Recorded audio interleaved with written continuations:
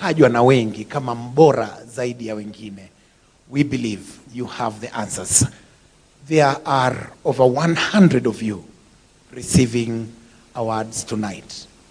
You may not all be able to talk. Najua mnafurahia kuongea. Kwanza mkishaona kamera. Na muone microphone. Ni kama kabisa tu, ni kama tu Mluya ameona ugali na kuku kwa meza. Unaona tusani kuivunja. Unaona hiyo ndio mheshimiwa. Kwa hivyo hatutaweza kuwa part microphone nyote mzungumze. Only a few of you will be allowed to talk. Jadwango watch nimekuona. Jamani, watu wa nyumbani ni wengi. Unajua watu wa nyumbani hapa tumeyazoea. Wale ambao hamjazoea hapa, karibuni. Kuna jamaa kule nje nimekuta akilipishwa lift.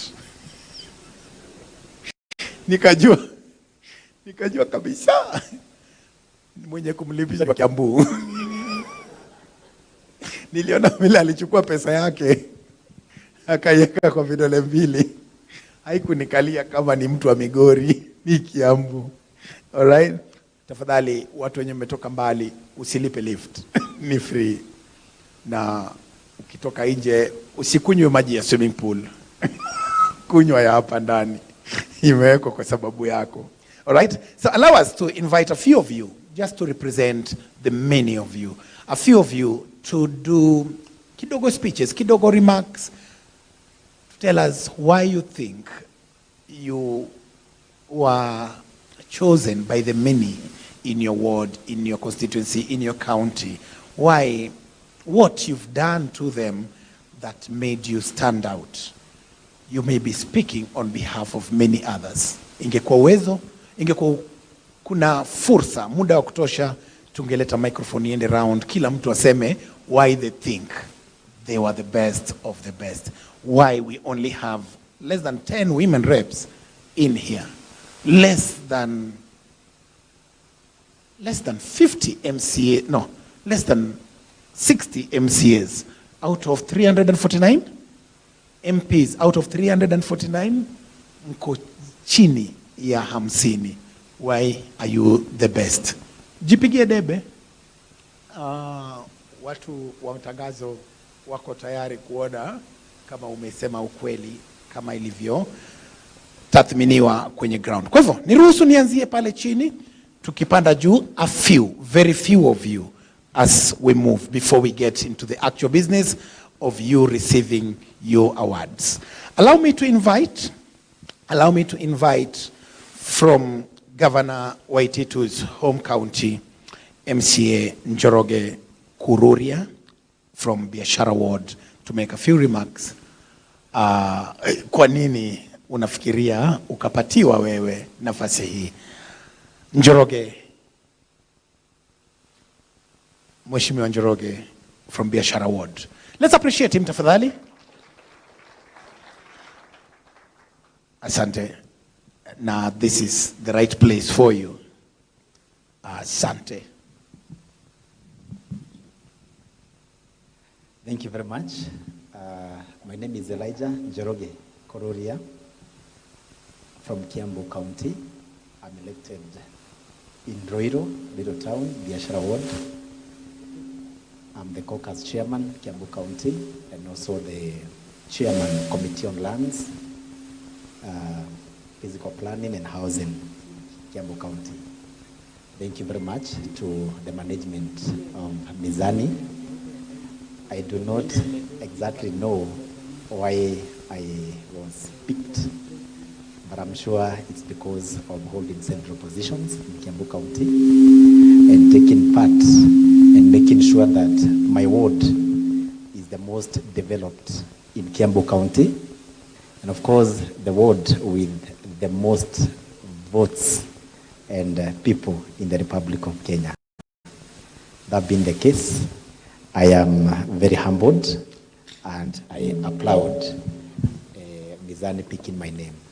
Thank you very much. When I'm here, I'm representing the people of Roiro Town. God bless you. And of course, I can see my member of parliament, Mheshimiwa Kengara. Thank you very much. Thank you so much, Mheshimiwa Njoroge. Asante sana. And congratulations. It's a no mean feat. All right, allow me to invite from Nakuru, Dr. Mbaye, MCA Dr. Mbaye. Dr. Mbaye, tafadhali. Asante.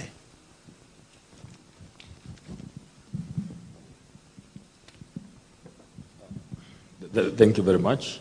My name is Dr. Peter Mbaye. I'm a member for Kabazi Ward in Subukia constituency, Nakuru County.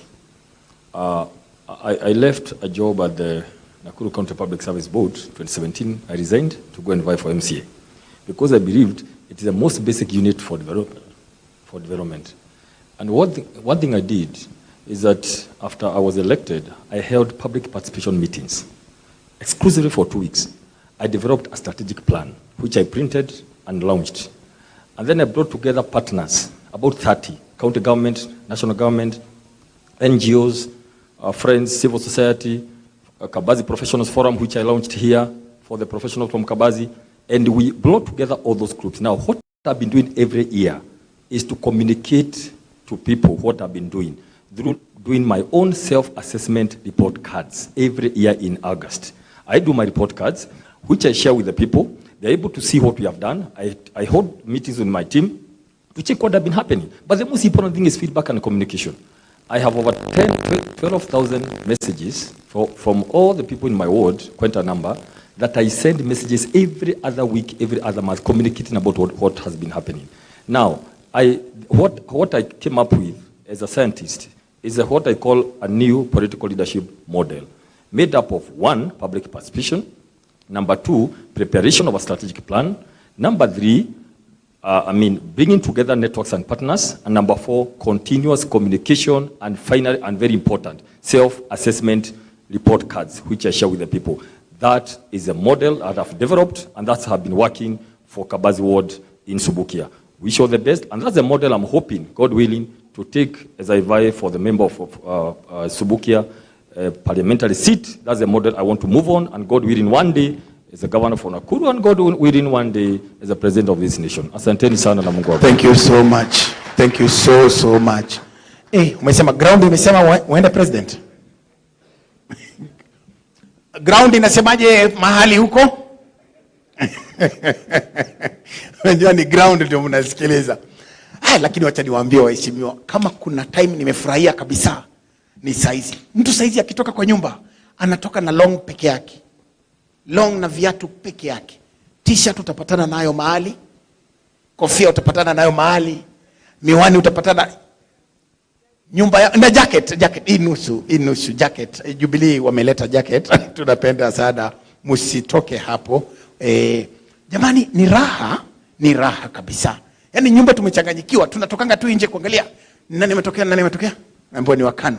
Hiyo ni yellow, hiyo ni red. Tunabadilisha, tagine tunatoka nje tunakuja mkutano wako na t-shirt tofauti. Si kupenda kwetu, ni kuchanganyikiwa. Kwa sababu mwenye ametoka mbele yako amekuta haujatupatia nafasi ya kwenda kubadilisha. Ina raha sana. Allow me to recognize the presence of Governor Granton Samboa in the building. Let's appreciate him, tafadhali.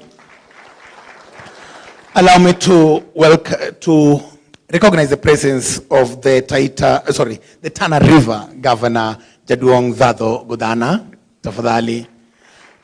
Mtu akisema jina yako bila kuweka meja mnakosana. Chukueni makofi yenu. Sasa irudisheni. Allow me to recognize the presence of His Excellency the Governor, Major Dhado Godana. Njajua, as a community, title comes first. Kwetu sisi.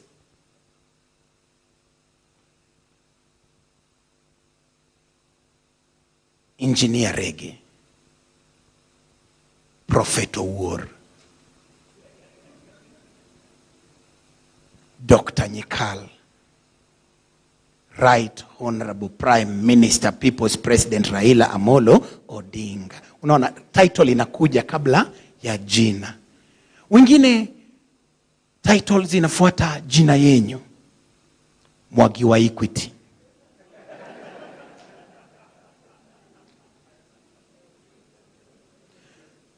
kama uabu ushari.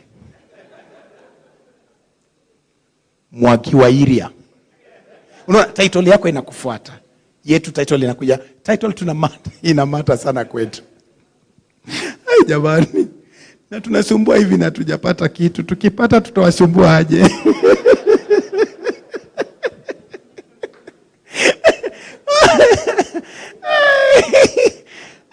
Niwaambie ile siku yenye Maraga alifanya ile kitu, hizo 60 days tulifurahi. Tulifurahi. Kumbe hivi ndo mnasikianga. Tulifurahi. Ilikuwa tamu sana. Ilikuwa watu tulikuwa watembei. Hata tukiingia kwa Uraino. Wewe, ondokea serikali iko joe bwana. Tulikuwa na furaha sana. Right, moving on swiftly. I'll invite less than 10 people so that we move to songe kama tumesonga. Allow me to invite Mheshimiwa Patrick Macau. Mheshimiwa Patrick Macau. Na ground imesema.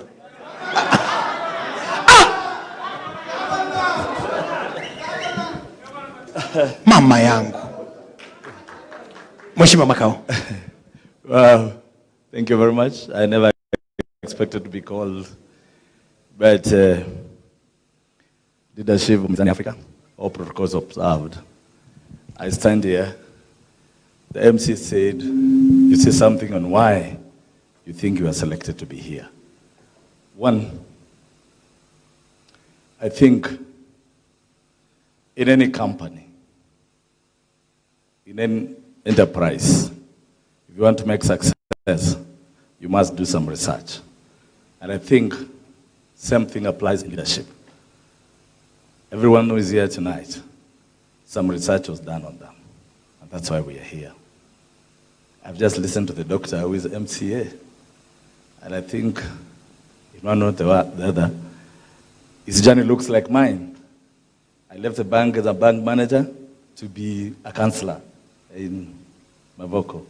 And I went ahead to be mayor. I went ahead, now I'm a second-term MP. I want to announce it here that I'm the front runner of Machakos County Government. And I think through that journey, it remains something good has been done.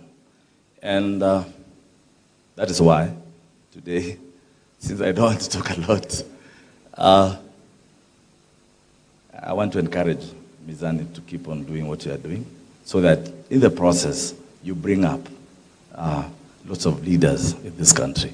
I know good leadership will make this country succeed in many ways, in terms of economy, in terms of politics, and I am sure Kenya, one day, if we follow this route, Kenya will be a better country than the way it is. May I take this opportunity to congratulate all of you who came here for these medals. May God bless you. Thank you so much. Thank you so much, Mheshimiwa Patrick Macau. Asante sana. Ground imesema ni governor. Allow me to now invite Mheshimiwa kutoka Kini, Honorable Kini Kega. Kindly, let's appreciate him tafadhali.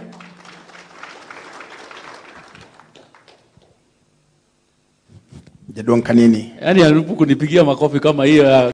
Going inside the constituency to make sure that our farmers are able to evacuate the food produce that they have from their farms to the market, and also accessing the rural areas. We have literally transformed that constituency, which somehow was rated as one of the worst performing constituencies. The second thing, I think, as a member of parliament, you know, we have 3 roles as a member of parliament. That is to legislate, to do oversight, and representation. We try as much as possible, and especially from Central, because we have to be honest. If you are the best legislator on the floor of the House, ordinarily you don't get elected back. It happens. In 2017, in 3 neighboring counties, Nyeri, Kirinyaga, and Laikipia, out of all the elective positions, I was the only member of parliament who was re-elected. I don't know whether you have gotten that. Out of 3 neighboring counties, Kirinyaga, Nyeri, and Laikipia, in 2017, I was the only member of parliament who was re-elected. So naturally, there is that. I thought you'd 50-50, same. You know, you have, and I'm happy to see you here. We have had a long journey with Dr. Mbai. You know, we have a long journey. So basically, the things that we have been able to do to transform my constituency, maybe they are the ones that have endeared me to the people, and they are giving me the 3rd season. There is no doubt about it. I'll still be here next year. You will still rate me as one of maybe the best performing members of parliament, because I'm coming back. I am coming back. There is no doubt about it, about that. So with those very many remarks, I want to say thank you so much. And this is an electioneering year. Good people, you have seen that we are all sitting, you know, whether you are in this, the yellow side, or you are in the blue side, we are sitting together and we are interacting. Let's take the same message. If you are sitting here as members of parliament from different political formations, let's take the same message to our people there. Let's not have our people fighting for no reason, because an election will come and go, but Kenya will remain as a country. Thanks so much, and God bless you. Thank you so much, Mheshimiwa Kini. You know, I never thought Mudu wa Nyoba anaweza akafanya hiyo joke, kwa sababu hiyo joke ya erection. Kuna mama anaitwa Mary Wamboi, ile election ya mwisho alitolewa, alikuja kwa TV akasema, the erection was wrong and hard. By midday, my competitor, Mr. Mugabe, was on top of me. I swear, she said it on TV. She said it on TV. And we were laughing, thinking, hasikii Kenya anasema, kumbe anasikia. Lakini yeye anajua Kenya, kumbe hata nyinyi mnajua. Huwa mnachoma. You are the director of elections. Kwa hiyo nyingine, tulimwachia simple boy. Amesimamia hiyo department.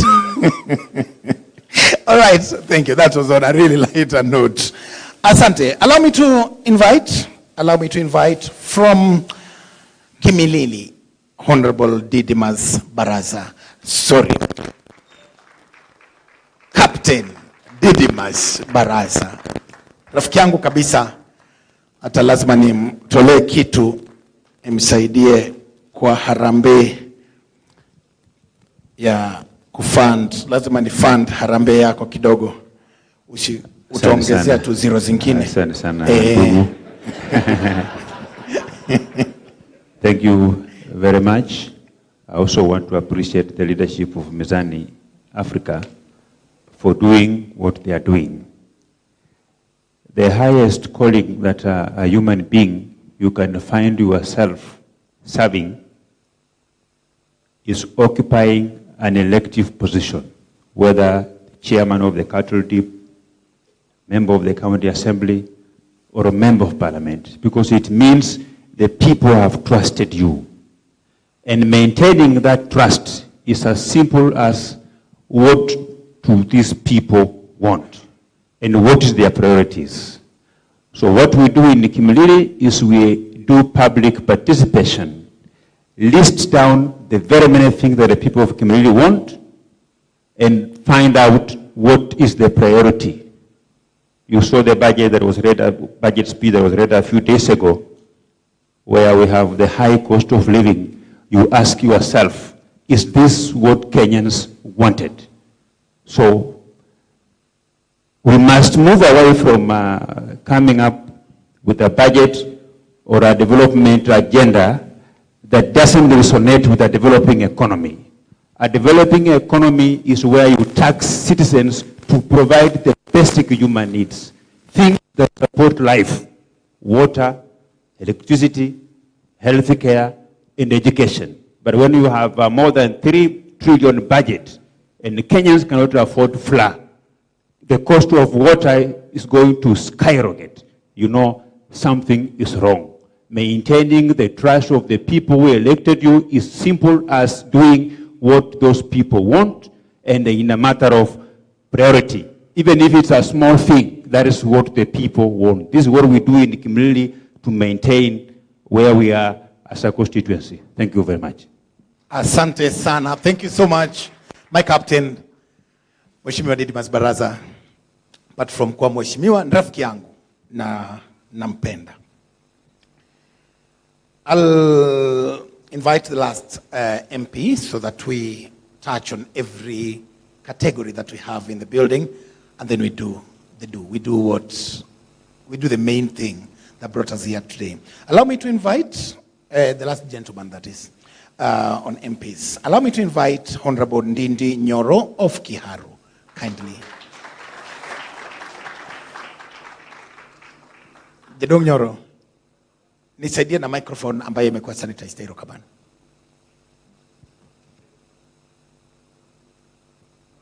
Yes? This gentleman, MP men, ladies are greater than. Kindly. Thank you, Captain. You know, I'm a gentleman. I was willing to cede this opportunity to one of the lady MPs. Lakini vile umetueleza kuna nafasi yake, wacha basi niongee. First of all, I want to really thank Mizani Africa and the people of Kenya for entrusting us with the leadership of this country. Na vile wengine wetu wamesema hapa mbele, nimefurahi sana kuwa hapa, pahali kuna yellow, kuna red, kuna blue, na sisi wote tunasalimiana na tunakaa kama madugu na madanda. And this is a very good opportunity for Kenyans to learn. Hata tukiwa katika mwaka wa siasa, siasa isikuje iingie sana, ilete uhasama kati yetu kama wa Kenya, kwa sababu viongozi wenyewe sisi hatupigani. But because of the agenda of this day, I want to highlight just a few things. Number one is that I am a very, very proud person serving as a member of parliament for Kiharu. Kwa sababu hii kazi yetu lazima kwanza uipende. And I think the reason why maybe I have been nominated for these awards, yenye hata sijui tuko na bangapi. Number one is because in all the 112 public primary schools in Kiharu, na naongea hivi kwa sababu ya CDF, most of us are tuko na kazi tunafanyaga na CDF kama wabunge. Kiharu has around 112 public primary schools. Nikiingia mingi of those schools had udogo tu hapa chini kama floor. We have been able to transform all our public primary schools. All of them now look like academies. 97% of all the classrooms in Kiharu, public primary schools, watoto wanakanyaga tiles huku chini. We have also been able to start new secondary schools, around 8, and doing many other things like Gama chiefs, now assistant chiefs nyumba, kwa sababu hiyo ndio kazi ya CDF. Probably the reason why we have been able to optimize on the resources that we have is number one, we apply something called labor-based in Kiharu. As maybe in many of the government contracts, mnajua ya kwamba inapeanwa tender contractors. The contractors in Kiharu are the people of Kiharu from that particular village that we actually undertake the project. Kama ni mchanga, we source it from the local person. Kama ni mtu wa kujenga madirisha, tunatafuta wa the local shopping center, so that we optimize on the resources and we make sure that the velocity of the money that comes in terms of CDF also circulates within our locality, within our constituency Kiharu. Lastly, probably it's because of my pet project, that is economics, because beyond being the person who adjudicates and appropriates our CDF and also oversights, I have a pet project in economics, because I believe most of the reasons why we fight in our communities is basically because of the diminishing nature of our resources. And if we employ a way that we can be able to generate and grow our resources as a nation, as communities where everyone has their part to play, hata uhasama inaenda chini. And I am looking forward, not just as a member of parliament, but a leader in Kenya. I'm looking forward to a better Kenya economically, and there are many areas we can learn from. Just to cite a country that we love to hate, that is China. China has been able to be transformed in a lifetime, from 1978 to date. Actually, from 1990, the people who were living in China in rural areas were accounting for around 75% of the population. Currently, it has reversed. The 75% now live in urban areas where there are industries. The GDP per capita of China in 1990, just the other day, was around 367 USD per capita. That of India, I'm using a peer then. Actually, of China, it was 317. Of India, it was $367 GDP per capita. Currently, from 1990, GDP per capita in China is now in excess of $10,000 per person. That is per capita. In India, that is around 2,000. How has that been able to be done as I finish? If I cite, for example, Japan, Japan has also been able to be transformed in the last century. They started with industries that zinahitaji technology iko chini. That is textiles, labor-intensive industries. After doing that, they increased productivity, then handed over textile and labor-intensive industries to South Korea. Then South Korea upgraded to other things like TVs, electronics, and handed over that to Taiwan. Taiwan did all that, then handed over to Malaysia. Malaysia did the labor-intensive industries, then handed over to the current giant in the making, that is Vietnam, with the lowest unemployment rate in the world. Yet Vietnam is actually a peer in Kenya in terms of GDP per capita and income per capita in the last probably 5 years. So I believe, and it's a conviction, that tukiweka uhasama chini kama viongozi, and we focus on transforming the lives of Kenyans, we can actually transform Kenya in our lifetime. Thank you very much. Congratulations. May God bless you. Thank you so much. Anandini Nyoro. Mzee Nyoro, ground haijasema uchukue gavana? Uko sawa pale chini. Ero kamana inya. Thank you so much. All right, allow me to invite only 3 ladies in the building today. We'll start with, I'll start with the MP for Rangwe, Jaber, Mama Lilian Gogo. Ma'am, kindly. Let's appreciate Honorable Lilian Gogo. Karibu sana. Before you go, kindly, before we go live, please signal us, kindly, to see Okotwe to live Kimalamala. Tafadhali. Thank you so much, honorable and revered leaders who are here, the Mizani Africa community, invited guests and friends and family of the leadership that is here. Good evening. My name is Dr. Lilian Gogo. I'm the Member of Parliament for Rangwe constituency. Rangwe is in Homa Bay County, and I think it should be in public domain that Homa Bay County is one of the counties that produced 3 women in single constituency. But apart from that, when we add on to our very own women representative, we were able to attain the 2/3 gender requirement for elected positions in leadership in our county. Why don't you clap for Homa Bay?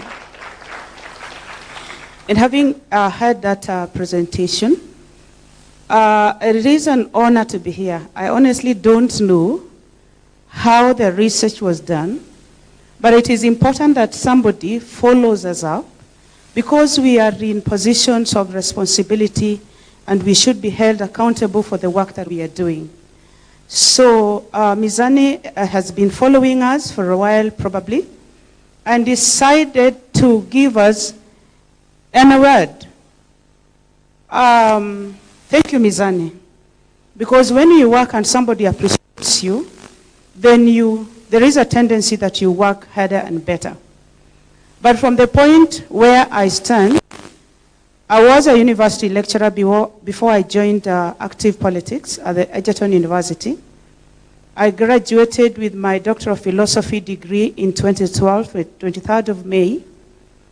And my biggest desire was to take my PhD to the village, because I thought that there were enough PhD in towns. I needed to take my PhD to the rural, where these PhDs are scarce. And just not to take it to the rural areas where they are scarce, but also to use it to influence positively the life of my community. And that's why I made a very difficult decision to go into active politics. Of course, it's not a cup of tea for all of us who are on elected positions. Right now, everybody is very anxious over party primaries, direct ticket nominations, and that stuff.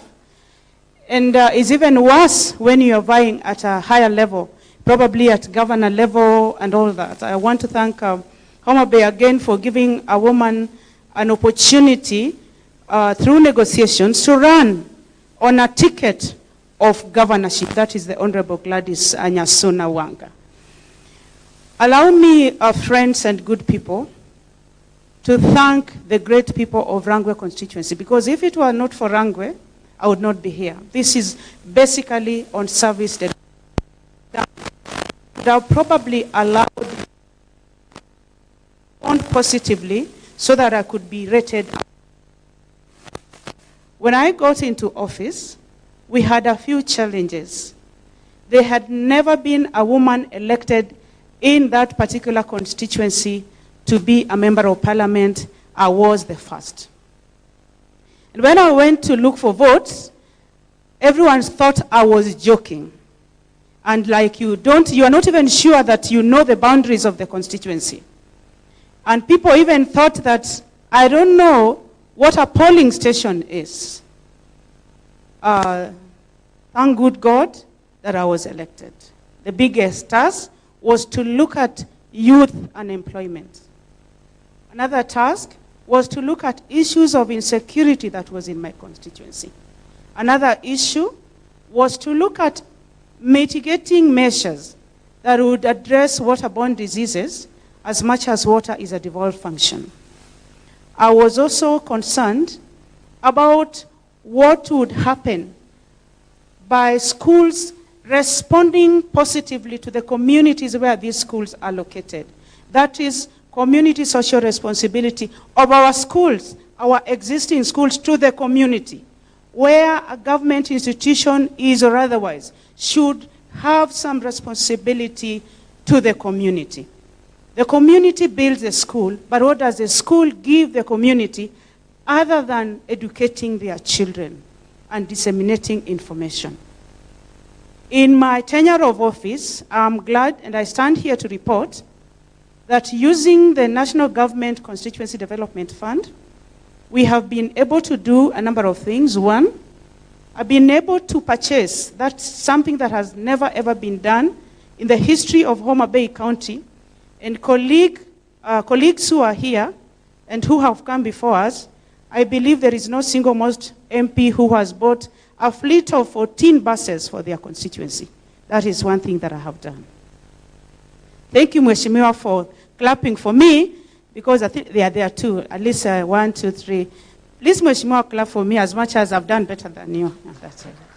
Thank you, sir. Thank you very much. Why did I do this? So that old grandma, other than school use, for extracurricular work, for doing school work, that Mina Dhiambo, Mina Kini, is able to use a bus from a school that is near them.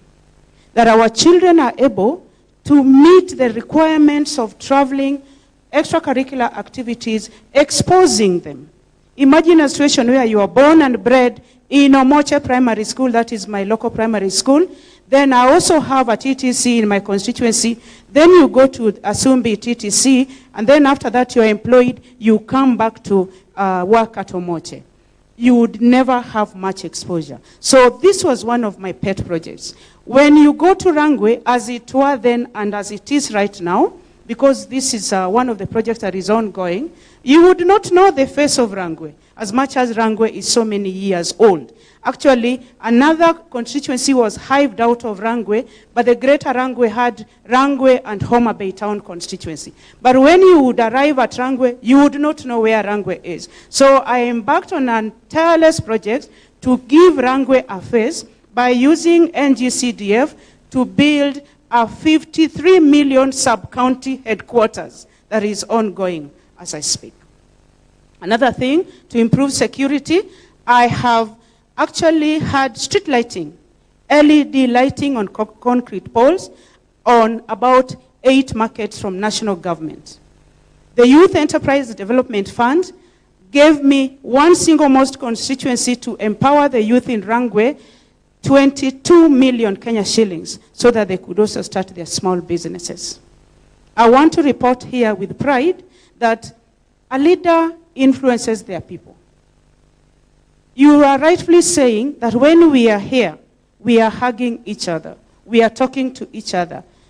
But when you find me castigating my only good friend in parliament, the Honorable Dimas Barasa, so hard, I really shout at him with a microphone, Mheshimiwa Barasa, that is not your original cap. Change it to the original. That one was a bit more maroon. This is too red. We would talk and I say everything that goes on record. But when we meet in parliament, we are very good friends. And I have my seniors here like Honorable Sabina.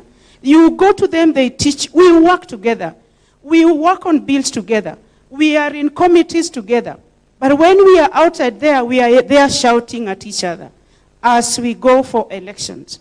If there is anything that would make me get any award, is to keep peace as we go for elections. I'm one single most MP who has never insulted or called out negatively the name of my opponent. Why? Even if I don't, I'll still elected. True or false? If we would have politics that is not insultive, I have so much to sell about my party leader, Raila Amolo Odinga. And does that not give me room to castigate or insult other leaders? Because I have so much to say about my leader. So if we would go this way, honorable leaders, if we would go this way, my good friends who are in political leadership, because you are serving from a position of influence, the office you are given today, you can knock any door. If there is any one powerful person in this country who can knock any door and it is open for them, for the purpose of the people they represent are elected leaders, at whatever echelon, I would implore you, why don't we keep peace for once? Why don't we keep Kenya safe for once, leaders?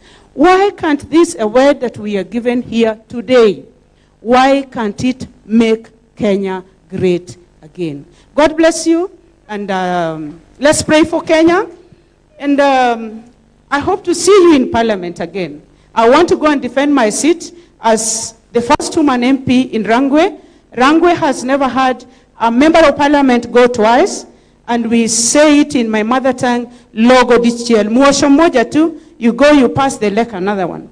But from the look of things, I can greatly predict before the cameras that I know that Rangwe people are going to give me another chance to serve them for another 5 years as the single most MP who has been elected to Parliament twice. God bless you. God bless Mizani Africa. God bless Kenya. Thank you. Thank you so much. Before you sit, Mheshimiwa Gogo. Mikono zako zote mbili ziko na saa. Hauamini moja? Thank you so much, my dear friend and brother. As I came here, I said that I come from, I said I'm Dr. Lilian Gogo. Number one. Number two, I said that I come from Rangwe. I said I also come from Homa Bay. That by inference means I'm Luo, and Luo is a lifestyle. I mean, it's a component. Thank you. Thank you so much. Luo is no longer a tribe. Luo is no longer a tribe. Luo is an app. You can download it and start behaving like us. Kwa hivyo mnasema Mheshimiwa Gogo has too much time on her hands, eh? Ni sawa, asante. Allow me to recognize the presence. Allow me to recognize the presence of Governor Joseph Olelenku in the building. Let's appreciate him. Asante sana Mheshimiwa Lenku. And yes, he has officially checked in the building from Taita Taveta. Mheshimiwa Granton Samboa. Let's appreciate him. Finally huko ndani. Major Dado Godana alifika mapema. Let's appreciate him again. And yes, our chief guest for today is finally in the building. He's a mister. He's not a honorable. He's a mister. Tofauti yenyu na yake ni title tu, hapo mbele yake ni mister. Tofauti yake na yenyu ni account yake. Zile koma ziko koma tu. 000, comma, 000, comma, 000, comma, in dollars. Allow me to appreciate our chief guest for today. Is a prominent businessman, both locally and abroad. Huge abroad. Labda jinyi mumsukume arudi nyumbani afanye vitu zaidi nyumbani, because at home the only one I know kwa sasa ni Rainbow Hotel pale Roiro, right? Mr. Julius Kamau, our chief guest for today. Let's appreciate him, tafadhali. Asante sana. Asante sana. Thank you so much. All right, moving on swiftly. Two last ladies, and then I go to the next category. Allow me to invite on to the podium Honorable Faith Gitau, women rep from Nyandarua. Honorable Faith Gitau, kindly. Asante. Yabadi, sijui kama mnaona Kenya naona. Wajaluo najua mnasikia raha sana mkiona mtu mweupe. Tunapenda mtu ambaye anamulika boma. Asante. Asante sana. Good evening everyone. I'm Faith Wairimo Gitau, County Member of Parliament for Nyandarua. This is my first time to be here. I actually don't know the reason why I was picked. But nevertheless, I thank God and I'm really humbled for this great opportunity. Let me say that I know that I have done what I was elected to do. And I'm really continuing to do exactly that. We have bordered well with the people of Nyandarua, and that is why they love me, and I love them back. I am so grateful that they are willing to give me another term, 5 years. Wanasema, Mami Dashejagio. You can never change your mother. So they are giving me another term. I have taken care of orphans, widows, and the less fortunate. And I think that's why I was picked. And I will continue. God bless you. God bless Mizani. Thank you very much. Thank you so much, Mheshimiwa Faith Gitau from Nyandarua. Thank you so much, Asante. Last but not least, the only last lady on my list tonight ni kutoka Murang'a, women rep Murang'a, Mheshimiwa Sabina Chege. Let's appreciate Mama Sabina Chege. Thank you so much, Jaber. Asante.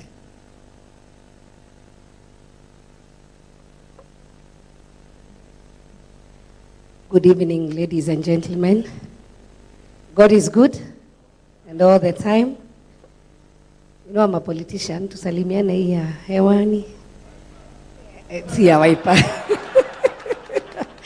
Lakini ni Azimio ni sawa tu. Honorable members, the governors present, the MCAs, our invited guests, ladies and gentlemen, and Mizani Africa. I want to take this opportunity to say I'm humbled to be here this evening. As many and majority of my colleagues have said, I may not tell why I'm here because when I was called, I was not told which category I'm coming in for. But I'm a second-time member of parliament, voted twice by the great people of Murang'a County as their county MP at the National Assembly. The first time when I was voted in, I became the chair of Education Committee at the National Assembly.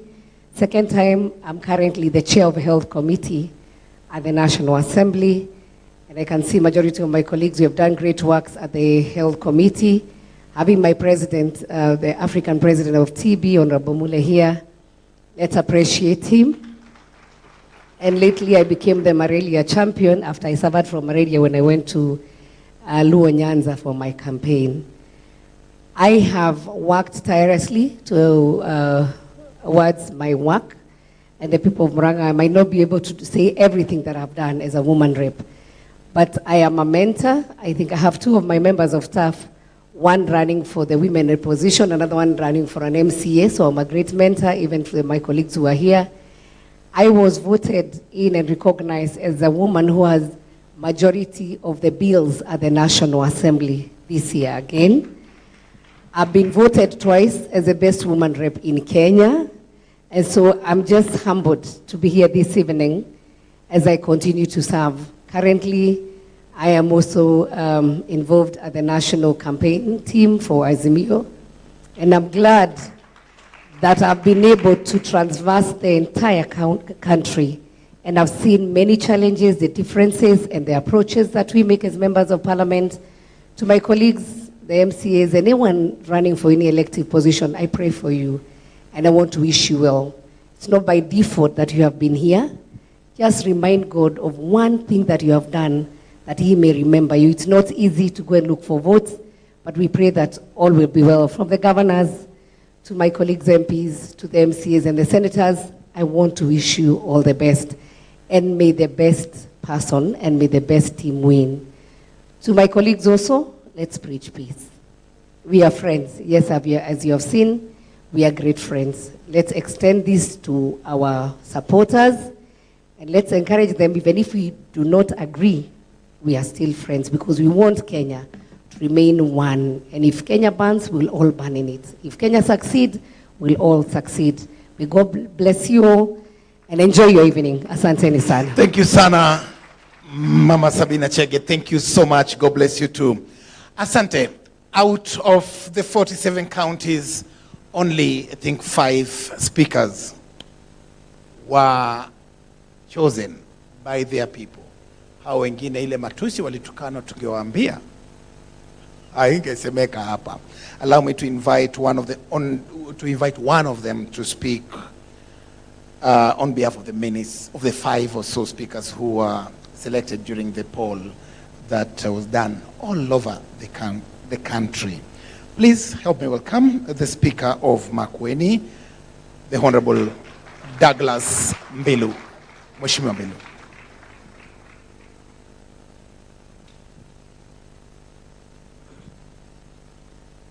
Thank you, Master of Ceremony. To Mizani Africa, distinguished guests, friends, good evening. My name is Douglas Mbilu. I'm the Speaker of the County Assembly of Makwiny. My name is Douglas Mbilu, Speaker of the County Assembly of Makwiny, County number 17, that neighbors Taita Taveta and Kajiado. My neighbor governors are here. I want to be brief, but I think one of the reasons as to why I might have been scored better than the rest is on the number of the legislations that we passed in regard to the devolved functions of the county government, running to 21 acts of county assembly and 22 policies.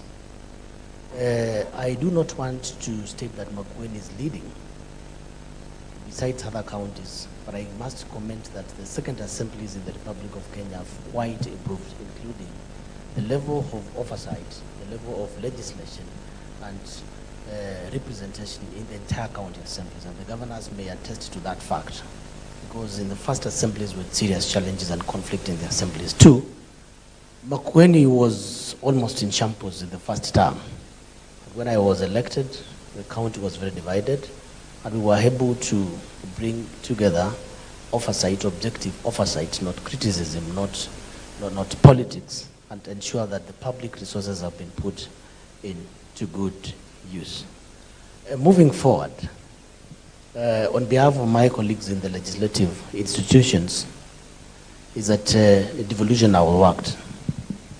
Assemblies have worked. Where governors have allowed county assemblies to execute their role and mandate, I think there are better results than where governors and political parties have interfered with the independence of county assemblies and independence of committees of the county assemblies. I must state that we have one major challenge in county assemblies where political parties really control the functioning of the county assemblies across the divide and their oversight, and especially where you have a political party where it's almost 80% the governor and the MCS from one political party. You may end up in a situation where you have an executive that is assembly and an assembly that is an executive. And therefore the robust oversight that you see in the National Assembly and the Senate may be compromised. That's something that I think the Senate and senators are here. You need to look into so that you can protect assemblies and have a situation where we are working amicably. And on behalf of my colleagues and the county assemblies, I thank you so much for acknowledging the county assemblies in the Republic of Kenya. Asante sana. Thank you so much, Speaker. And congratulations on being selected, voted by the many people in your home area. Nashukuru sana. All right? The last time I was with this gentleman, we had gone somewhere in Western Province to seek a lady's hand in marriage. Let me tell you, this gentleman is a chief bargainer. Walianza na mahari ya 1.5 million, tulitoka kama tumelipa 270,000. Honorable Linturi.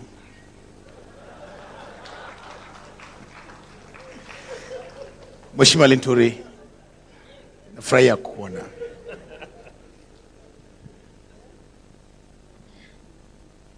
Thank you very much, MC, but I think you should have gone further to tell them you are asking for 3 million. They're going to understand how a lady would really attract such huge sums of money. With tremendous respect and humility, allow me to register my appreciation to Mizani Africa for this invitation.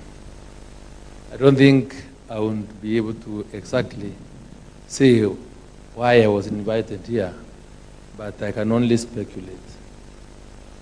I think we are in a country where probably my assessment may be wrong, but I think I am a believer in speaking my mind, and I want to remind the leaders that are here that the positions that we owned, yes, are positions of influence, as seen by the past speakers, but we must also remember that when people give us this opportunity to serve, then we really must be able to do our best to ensure that we represent our interests. As I probably exit that position of representation in Parliament, allow me to say that my experience somehow showed me that some of and what we lack in this country are honest leaders. We exhibit a lot of dishonesty when we are out there, and I think we really have to really style up and be able to live with the promise and maintain the confidence that people have bestowed upon us. And I say this because the situation in which we are living in as a country, we are facing very many serious problems, and rarely do we find some of our leaders speak about the rising cost of life, the fuel crisis that we are in, and we are almost unable to speak completely about the kind of legislature that is under capture of the executive, and for that matter, effective oversight of the executive has almost become completely impossible. I want to say I've been very steadfast in maintaining my position as a member of parliament, charged with the responsibility of oversight, and I've never shied away from that very difficult situation. I speak my mind, and I think probably because I've been very faithful to my job, to the extent that we expose ourselves to some things that many will not even really imagine of going through. But since we believe in what we do, then probably, and I want to believe that is why Mizani Africa picked me or nominated me for these awards. You know the position of senator in this county. I do not, or no senator has the responsibility of doing roads, providing water, providing anything that has little to do or touches on the people directly. But our only business is to oversight and be able to represent the interests of the counties. And you cannot effectively be able to do that when you offer objective oversight and be vocal enough to raise the issues that really touch on your people. I'm really surprised that even as we are elected members, many of us do not know exactly what the mandate of which position that we owned is all about. I say this because I also find governors at times challenging senators to tell the people what they have been doing as if we collect any taxes or levies from the wananchi. And that shows the level of dishonesty that I was talking about. When you challenge me to tell the public what I've been doing, yet we've been participating in passing in Dora and Kara, knowing that the work of the senator, then I think it's very insincere for people to ask us to explain to what we do. So probably that is the reason. I don't know, it's speculation, but I want to announce here today that I've really have served in Parliament for quite some time. And I think I'm the oldest serving non-interrupted terms in the of Gema region. So, and there is nobody that I've not interacted with, from the late President Moi, Baki, Uhuru Kenyatta, the Right Honorable Prime Minister. All these have been my friends. And I can tell you, who will tell you this is water and you can take it and bank as water. I will tell you who is able to promise what he can deliver. So, Mizani Africa, thank you very much for inviting me for this occasion. Probably when you will be able to, when you are giving us the awards, let us probably get to know why or how it happened. But I'm a believer in science. This scientific research have really assisted me win consistent elections because I've never lost any. And I ran as the governor of Meru County. Please take note. I rely seriously on science, and I know. And with the power of the Lord, and because I pray, I'm sure I'll be able to deliver a better county for the people of Meru once elected. Thank you very much. Thank you so much. Thank you so much, Jadong Linturi. Asante sana.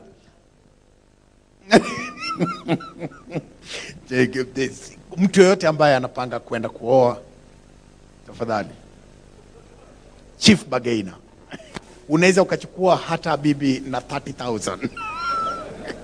Inategemea ni wapi. Tafuta ukame ya mahali. This is a season ya kuoa. Usiende mahali kwenye kumenawiri. Enda mahali yenye unakaa ni kama unawatoa kwa shida.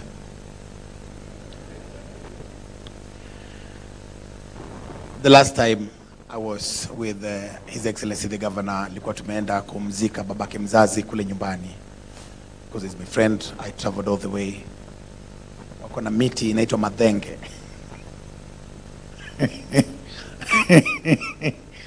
Anaweza akakwambia, inaweza kuwasaidia hata nyinyi kwenu. My friend and leader, His Excellency Governor Dadho Godana, kutoka Tana River, kindly come and talk to the country. Asante. All right. Thank you, Chief Guest. Thank you, Mizani Africa, dear colleagues, governors, and leaders. I'm privileged also and grateful to be here today for this award ceremony. I really also don't know why I'm here, but I know there has been a lot of efforts by so many other groups to move around counties to assess, see what counties are doing out there. And that's the reason why we are here. For us in Tana, of course, you know, we are known for, even for the madenge that he has just talked about, for many, many bad reasons. Conflicts, floods, droughts, many other things, different types of disasters. And so when we came in as an administration, we sat down and we looked at ourselves. And the first thing we realized is that our communities in Tana have never sat together to discuss about anything from the year 1921. So for all those years, communities have been living on their own, trying to push and pull each other. And we sat and said, the first thing we need to do here is to have an all-inclusive government. So we did try and involve everyone to try and find the kind of people that we can put in the government, looking into the minorities and the rest of the communities within the county. And through that, we were able now to sit as a family, to be able to discuss the rest of the issues together. But that was not enough. We said now we need to bring together all the communities to be able to form a joint council of elders, through which now we use to discuss issues whenever they try to arise. And that's why for the last few years we've never had the story of conflicts except for the madenge that my brother has talked about. But from 2017 to date, there has never been a conflict in Tana, because every time there is any issue, then as a government we can sit as brothers, and our parents can also sit as a council to discuss the conflicts, and we have made it to this day. Another thing, we looked at all those disasters and the situations that have been affecting us, and we said we need to look at one solution that can be able to help us depart from these prevalent occurrences of disasters. We also noted that our county is a climate-sensitive county, and so we have to look at a solution that addresses all those effects together. And so we came up with, we picked on urbanization to leverage on climate effects. And that is the route now we have taken. We have been trying to plan, do spatial plans for the county, trying to move people from lower to higher grounds, to the rest of the sparsely populated, to more resilient cities. And what we're looking at is that eventually we'll be able to drive Tana, take it from where it is today, rural as it is, to a green city and an eco county. So I think probably out of the assessment is why probably Tana has been picked, and myself as their leader, to come this day for this recognition award. Otherwise, thank you very much, and God bless Mizani Africa and all of us. Thank you. Thank you so much. Governor Dado, before you sit, madenge ndio jina hiyo mti ama how did it become madenge? Madenge came from, where is that guy you brought here the first time? Mr. Kini. About the election. So somebody brought some tree. Yes. And erected it in Tana to solve afforestation problem. The winds and the rest of the disasters I'm talking about here. Only to realize he's created another one, another disaster. So how did madenge come? Madenge ndio alikuja kupanda? Alikuja mwenyewe akapanda. We had a forest research institute there. Yes. So he brought it and researched there and then spread it. So it spread itself until it has taken over bananas, it has taken over other forests. So the person who did that was Mr. Madenge? Mr. Madenge from that gentleman. Na miti ikakuwa madenge. Nimekupata. Asante, Governor. Okay. Thank you so much. Asante. Allow me to now invite the second last speaker for tonight. Kabla tujaenda zaidi, the Honorable, His Excellency Governor Joseph Ole Lenku. Kindly, Governor Lenku.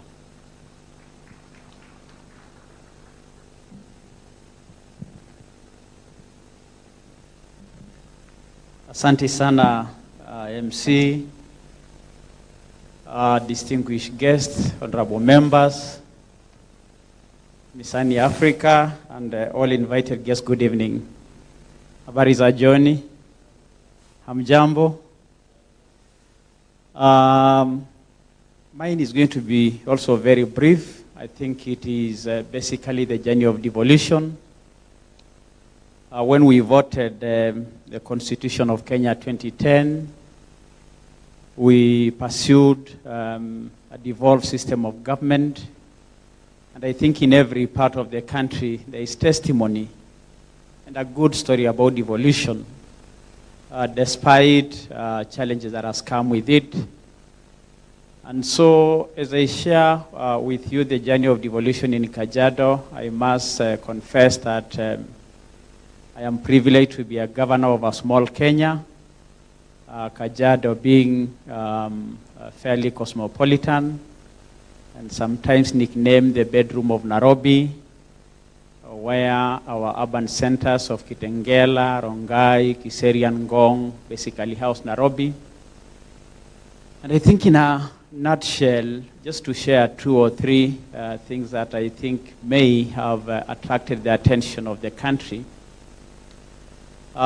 We began the journey of demystifying the universal health coverage, where in some parts of our county, many people thought that NHIF insurance is something for people of government or for the rich.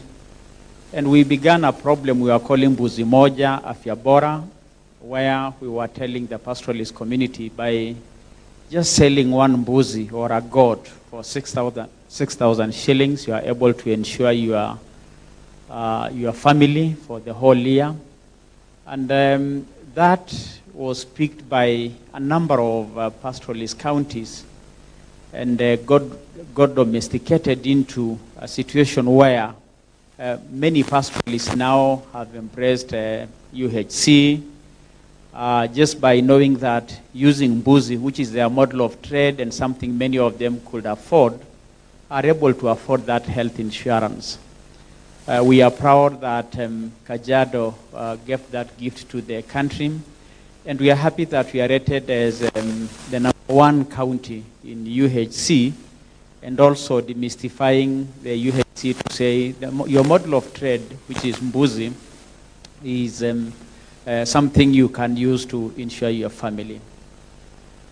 I also would like to mention that during the difficult time of COVID-19, we also bequeathed the country another innovation through our M-Riziki, or a way of giving relief food to our communities, where you have a PIN code that you can share with the shopkeeper, and using your PIN code, you get your food ration.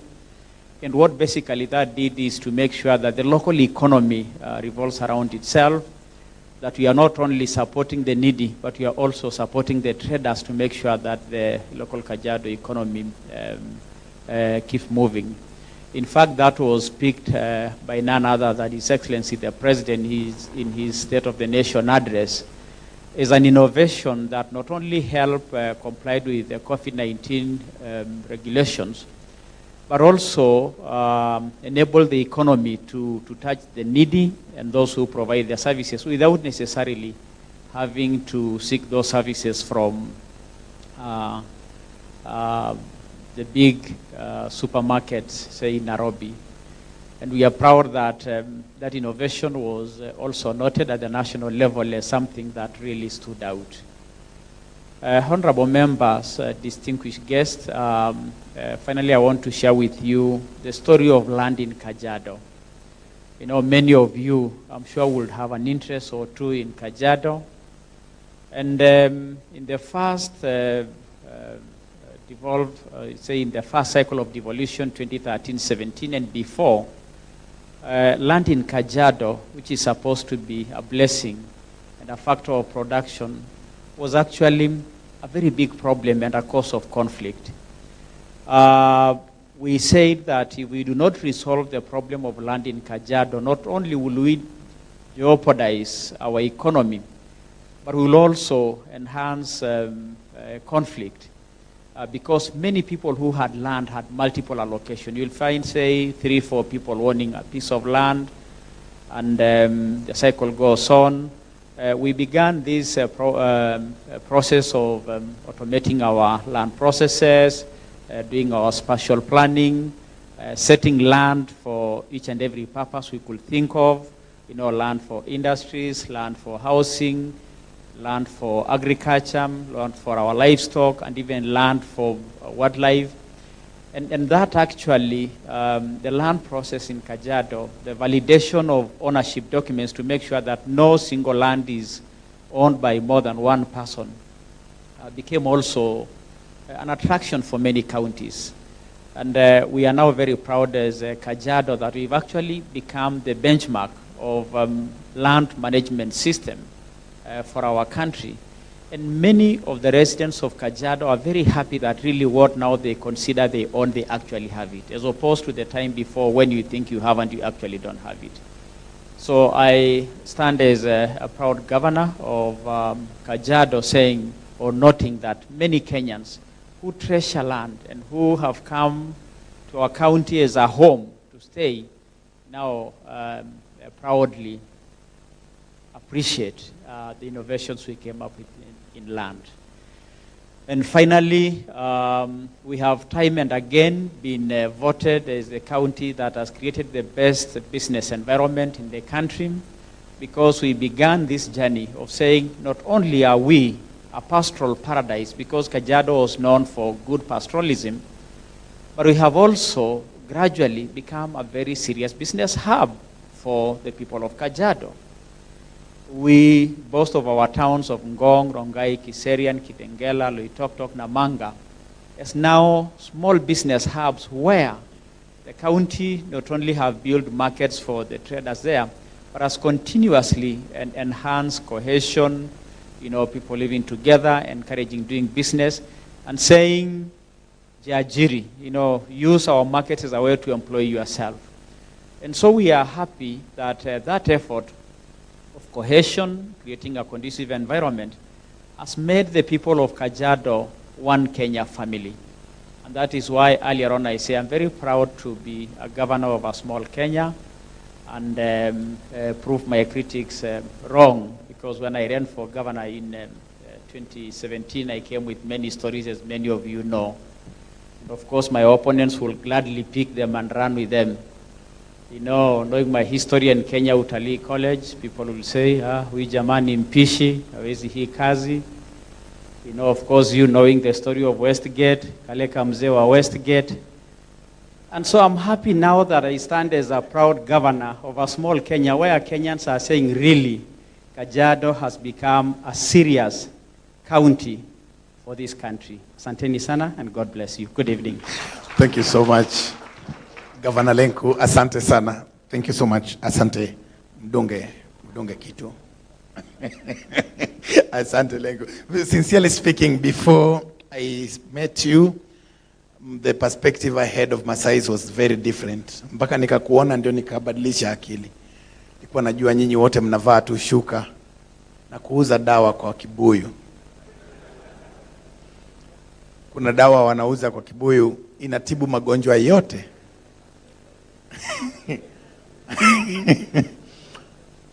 Ero, dawa mzuri sana, nachafisha tumbo. Nasema no, mimi natafuta ni ya nguvu za kiume. Nasema hii sasa ndio ya kiume kabisa.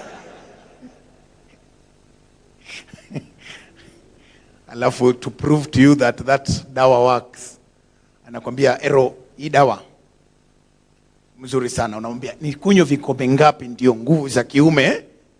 Nakwambia Ero, kikombe moja tu tosha. Kikombe moja tosha. Unasikia kabisa nguvu yako ya kiume. Kama uamini inafanya, wacha nikunywe moja, usiseme nakuuzia sumu.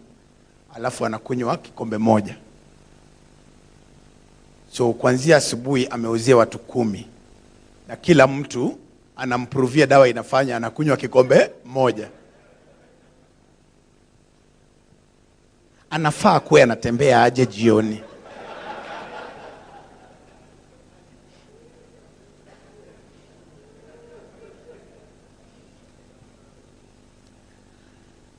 Last but not least is a man who makes me believe that I have a dream and my dream will one day come true. Started off, you know, I am a radio presenter. I am a presenter at Milele FM, one of the best Swahili radio stations in the country.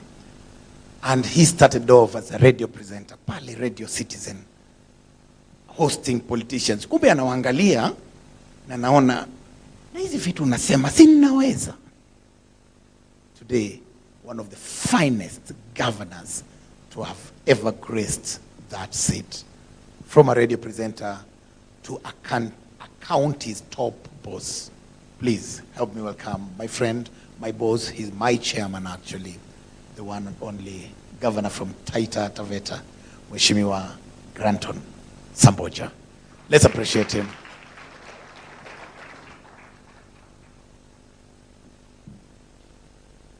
So good to see you, Chairman.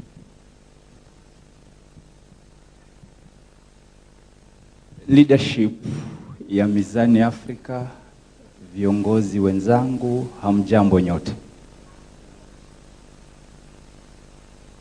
I was just thinking aloud.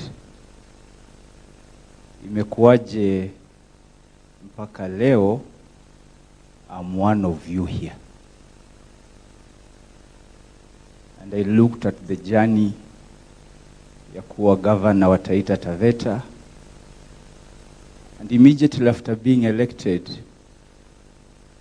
for 1 year, tulikuwa na vita between executive and county assembly.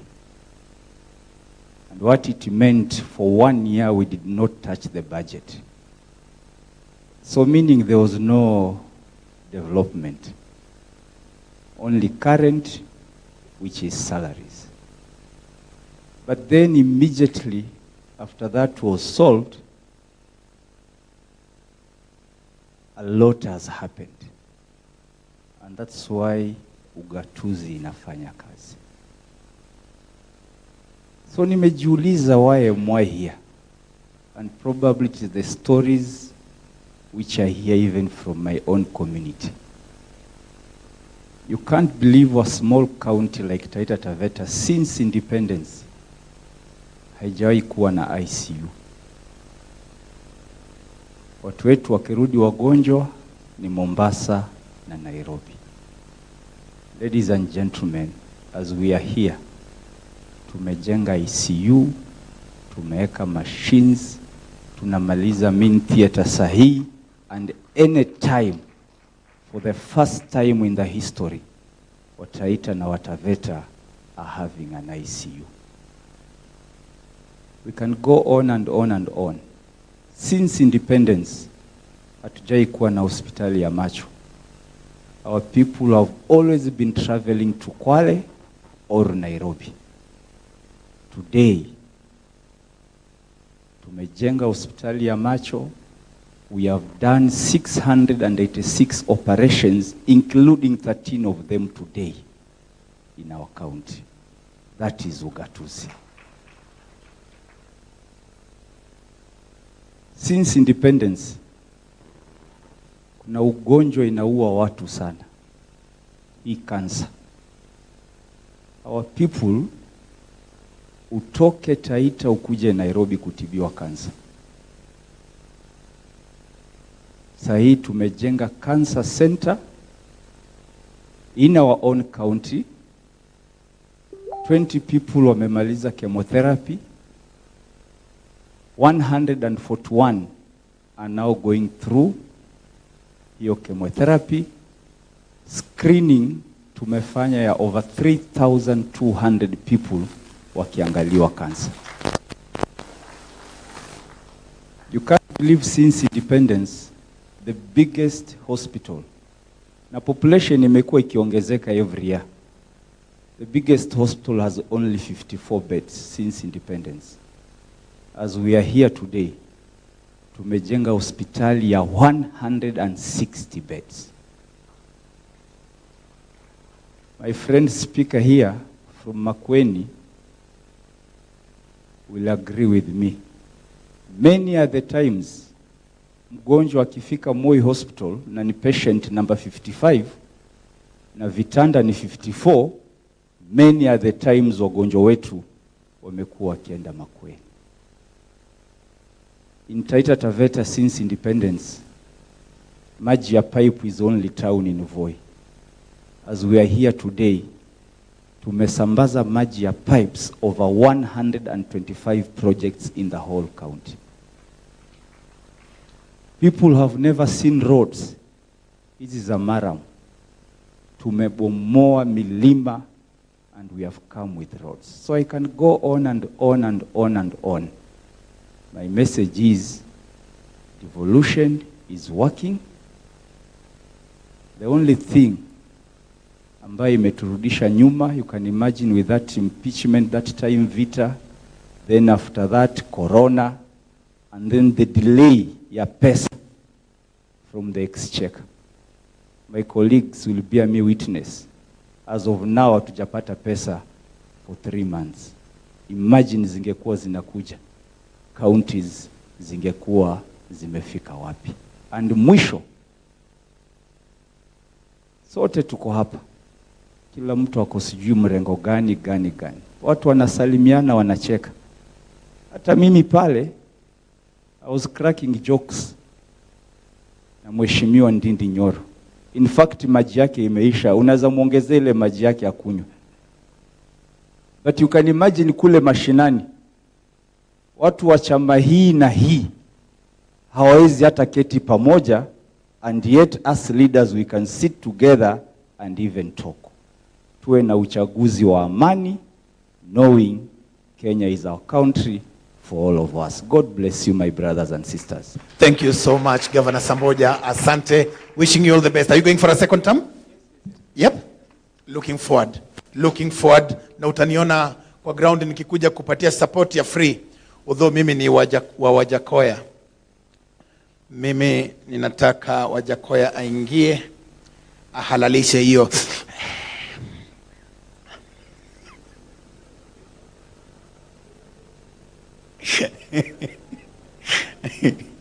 Hiyo zingine ni bangi. Tukiingia kitu ya kwanza kupitisha ni bangi. Ikue nini, ikue crop or something. Sijui watu wa Wajakoya wenye mko hapa, watu wa Wajakoya wenye tuko hapa ndani, tuitane mkutano kando baadaye kidogo. Thank you so much waheshimiwa for your kind remarks. Wale ambao hamjapata fursa ya kuja hapa mbele kuzungumza, I believe you've seen yourself in many of the many speeches ambazo zimefanywa hapa mbele, and we will continue doing that. Right now, we go to the main part of the day. Are you feeling okay? All right, let's all be upstanding for a minute. All right, mtu wako kando yako on your right side, please shake their hand. Mshake vizuri Kiafrika kabisa. Kama hauna mtu kwa right hand, ngojea, left itakuja. Mshake Kiafrika kabisa, tingiza yule mkono. All right, now turn to your left and shake their hand on your left. Shake their hand. All right. Kama hauna namba yake, ni wakati mzuri wa kuchukua. Thank you so much.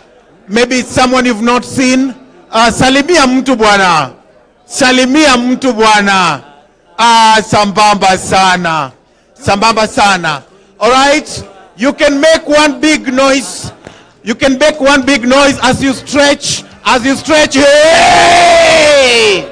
Asante. You can take your seats again. Imekuwa ni muda mrefu wa kuketi. Thank you so much. Before we move to this part, allow me to you just standing up from where you are. This gentleman, ukweli, hafanani na mheshimiwa wa Isili, Mheshimiwa Hassan. anaitwa Hassan nani? Hassan Yusuf. Wanafanana? Si anafanana na mheshimiwa Hassan Yusuf wa Isli, yule alipata ajali ya bomu wakati mmoja. Wanafanana?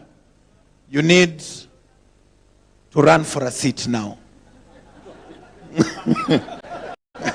Get out of Mizani. Run for a seat. You can, run.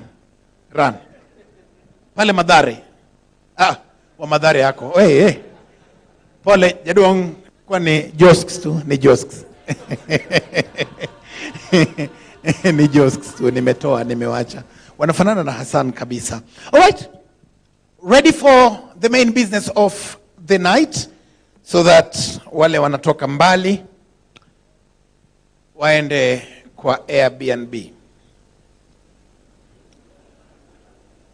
Wale wa karibu waende kwao. Wale wa ambulance bado iko chini. All right, allow me to now invite my co-MC for tonight. A beautiful lady, ni mrembo ambaye utampenda sana akikuja, utampenda zaidi akienda.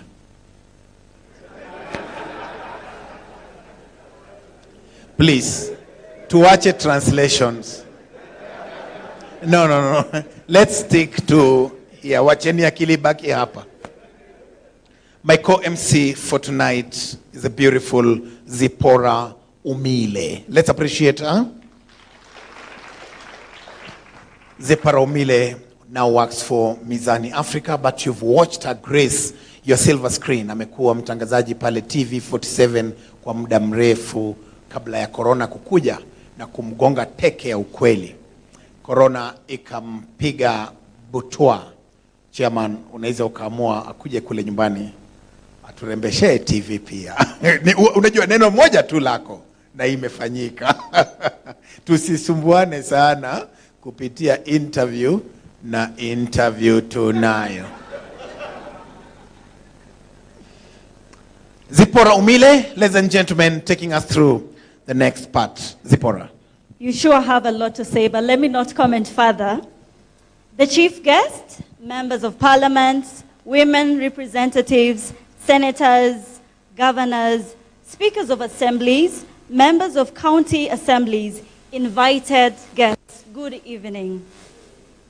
Thank you all for making time to join us in this special occasion. I know we are very busy people, so it's an honor to have you here. As Captain Otoyo has introduced me, my name is Zipporah Umile, and I work with Mizani Africa. I'm sure you'd like to know what methodology was used to arrive at the result of this, just as our brother Senator Mithika Linturi, stated. You are curious to know what methodology was used, and also to clear doubts to everyone else who, could be having the same concerns. I'd like to invite my brother, my colleague, Ben John, who is a senior data analyst at Mizani Africa, to come and give us a breakdown of the methodology used. Karibu sana, Ben.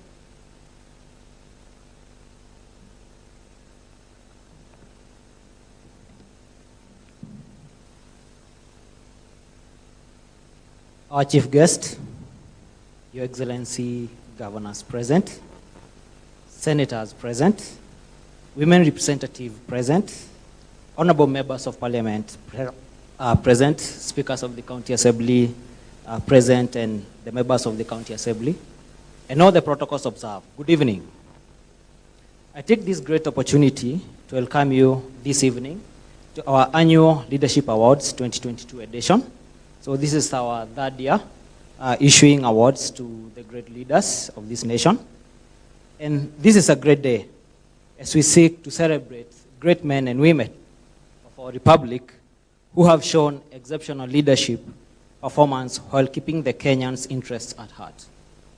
Since the commencement of your tenure in leadership, a narrative was set in motion. Not only were you telling your individual stories throughout your leadership era, but also telling the Kenyan narrative. As a research company, we believe that the narrative that Kenyans are craving to hear is not just about mere talk of values, but rather it is the narrative that embodies and communicates values. Values that have been passed down from various renowned leaders, such as our founding fathers. Values such as patriotism, good governance, integrity, accountability, sustainable development, and so forth. Those are the national values that we ought to uphold. So as a company, through the public narrative, we deploy stories and probes to make a point, inform voters, and evoke a response to this regard. So tonight, we celebrate. Needless to say, we are grateful for devolution, the administrative delegation that has created an avenue for you to be mastered for this auspicious event. We would like to laud the governors who have been facilitating the county budgetary funds for health, agriculture, roads, and public works, among others, whilst working hand in hand with the members of the parliament who have provided bursaries through the NGCDF kitty, and even lobbied, as some of your constituents have attested through our research. Real generosity towards the future lies in giving all to the present. Albert Camus. Your efforts as great leaders are not futile. To the senators who have been providing oversight and determining the allocation of national revenue, we hail your efforts tonight. We acclaim the women representatives who have been on their toes to facilitate job opportunities for the youths, women, and people living with a disability through the national government affirmative action funds, as well as other programs aimed at helping your communities. These efforts have aided in the sanitation of our streets,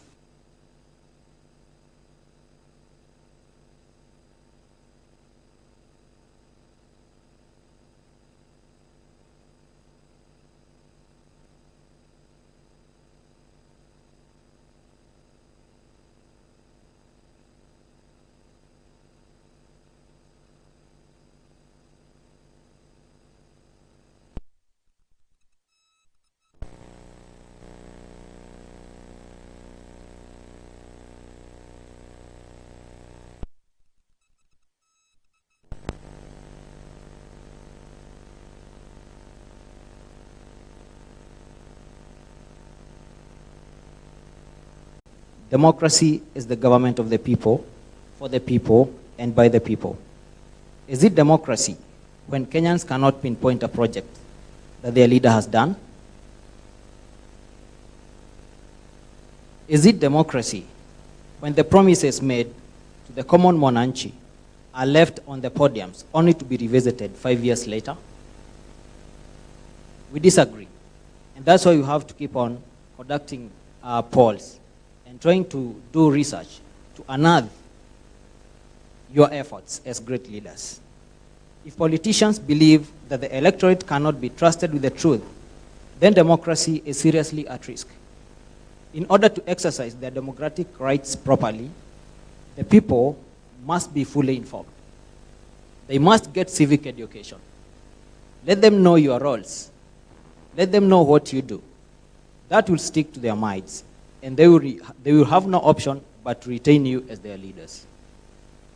I'll talk about mass education and effective communication.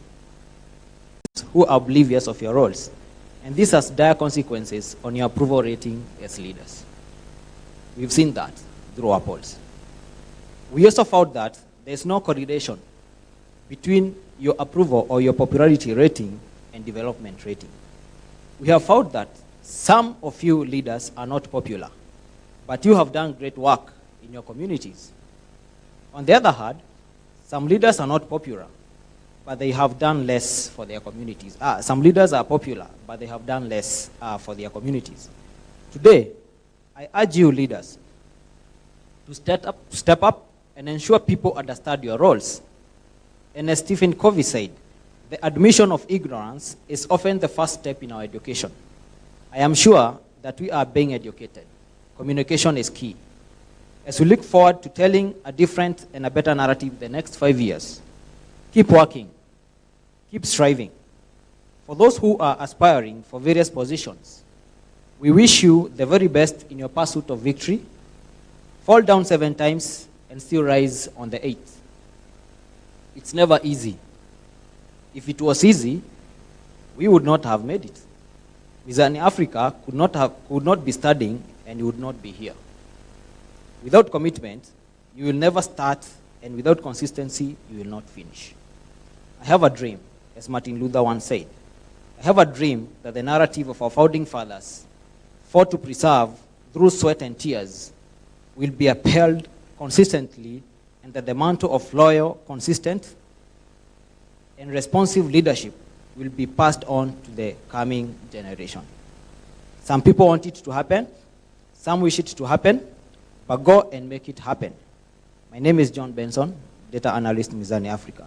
God bless you. God bless Kenya.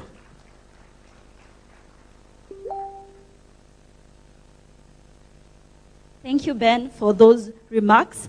I believe you've also encouraged us. Don't you feel a little bit motivated? All right, so next I would like to call Ekra Ndungu. She is the Secretary General of KENAPCO, which is Kenya National Association of Private Colleges. She is also the CEO of German Institute, to come and give us a few remarks.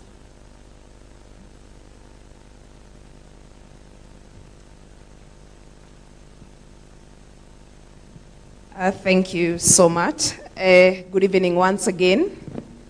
I was also privileged to open the meeting with a word of prayer, and I'm also privileged to make a few remarks. My name is Ekra Ndungu. I have been introduced, and as usual, when you're invited somewhere, you don't go alone. So all protocols observed, the Mizani Africa team, our governors, our senators, MPs, MCAs, the speakers, and the people who we are cheering you on, good evening once again. So I am accompanied with my friends here. One of my best friends, CEO Miss Clean. And my other friend, Algon. All of us, we are regular visitors of Garden City, GM Garden City.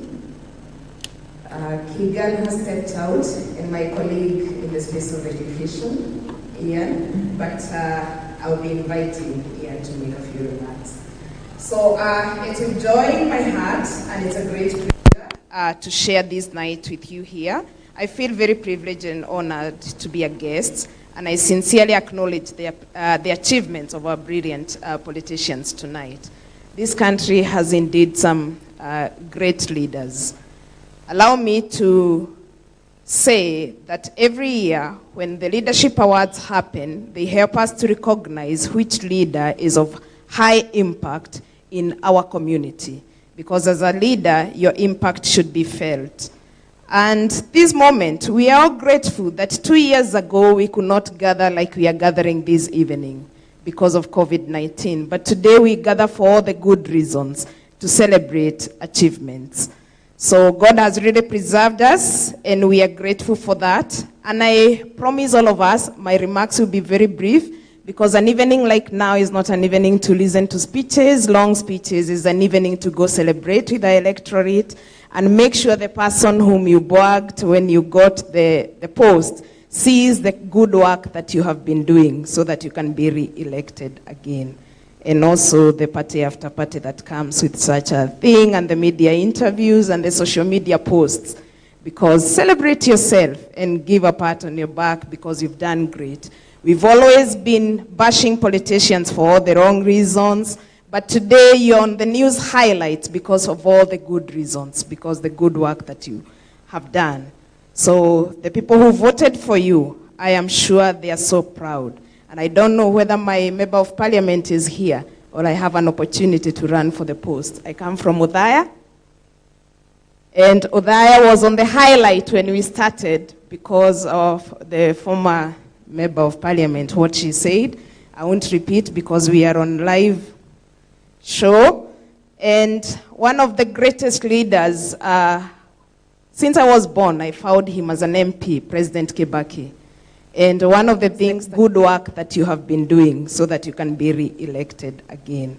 And also the party after party that comes with such a thing, and the media interviews and the social media posts. Because celebrate yourself and give a pat on your back because you've done great. We've always been bashing politicians for all the wrong reasons, but today you're on the news highlights because of all the good reasons, because the good work that you have done. So the people who voted for you, I am sure they are so proud. And I don't know whether my member of parliament is here or I have an opportunity to run for the post. I come from Udaya. And Udaya was on the highlight when we started because of the former member of parliament, what she said. I won't repeat because we are on live show. And one of the greatest leaders, since I was born, I found him as an MP, President Kibaki. And one of the things that he kept on saying, that leadership is not an opportunity to enrich yourself, but leadership is an opportunity to make a difference. And I can tell you for free, coming from that constituency, each and every sub-location we have a dispensary that has not been done by the correct member of parliament. He did it that time. We have around 5 tea factories. We had roads, water, everything. So basically we are challenged and we have good examples of great leadership. Awards are a good thing because they motivate us. An award speaks when we are silent. I've been privileged to get like 4 awards. One of it is Ambassadorial Code of Honor. I'm the National Peace Ambassador for Education. And this year I would urge us to make sure our elections are very peaceful. So there is a slogan that says that you don't have to say what you're doing. The success will make the noise. So after this, your award will make the noise for you. You don't have to shout and say what you're doing. So you are being honored because you've done something good. Awards also create a competitive spirit because your neighbor politician who will not recognize today will want to do better so that they are recognized next year. And the beneficiary is us, the citizens, when you guys are trying to outdo each other. So next time we hope that we will have more people because service delivery is what we are looking for. And when you are recognized like today, of course you will work with enthusiasm and you know that literally somebody is watching. So we are privileged to have had great leaders. Some of them are like Mahatma Gandhi. We have been privileged to have my friends from South Africa. The Mandela factor has been very key in South Africa. I believe all of us, we have a Madiba in us, that we can be able to ignite and do great, that your leadership will be referenced even years to come. I was elated to hear a leader who is saying that I have a strategic plan. So that means you're also not planning to leave the electorate hanging and you're not planning to leave your project hanging. Whoever comes back can be able to proceed with the work that you're doing. And one of the things that we can remember, and you need to be remembered as a leader, when you exit, is the number of people that you're going to mentor. Because how do you fail as a leader? You fail if people start saying, the boots of so-and-so are so big. We don't have anybody who can fit in them. You should be able to develop people who can do better than what you've been able to do as a leader. So let's inculcate mentorship. Let's grow other people. Let's not get short of leaders because our country is the one that will benefit. And I was privileged to be a constituency neighbor of Professor Wangari Maathai. And there is a story she loved saying, the hummingbird story.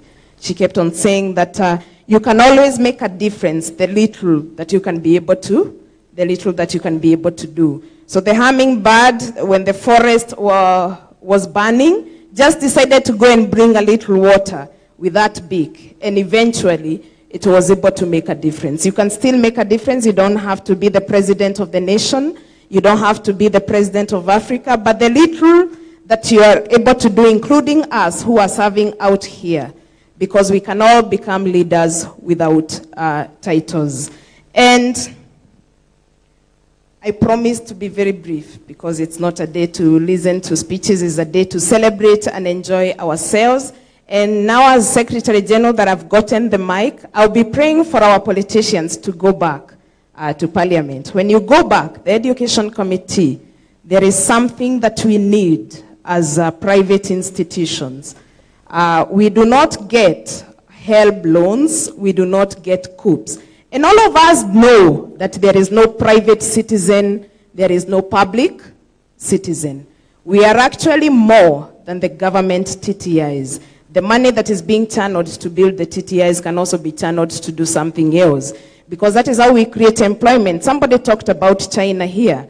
It was grown by the cottage industries. So we have a lot of brilliant minds, a lot of professors, many people who can invest in education so that we can achieve the 100% transition that we are talking about. So you can open up by a change of law, maybe through a miscellaneous amendment, so that we can have that 100% transition going to the TVET institutions, the private ones, and also getting the HELB loans. And now that I've given that ask, I wish you all the best, and I hope to see us in Parliament next time. I'll be on the other side as a private sector lobbying and talking about the private partnership law. So on behalf of my friends, I want to invite Ian to make brief remarks. Thank you.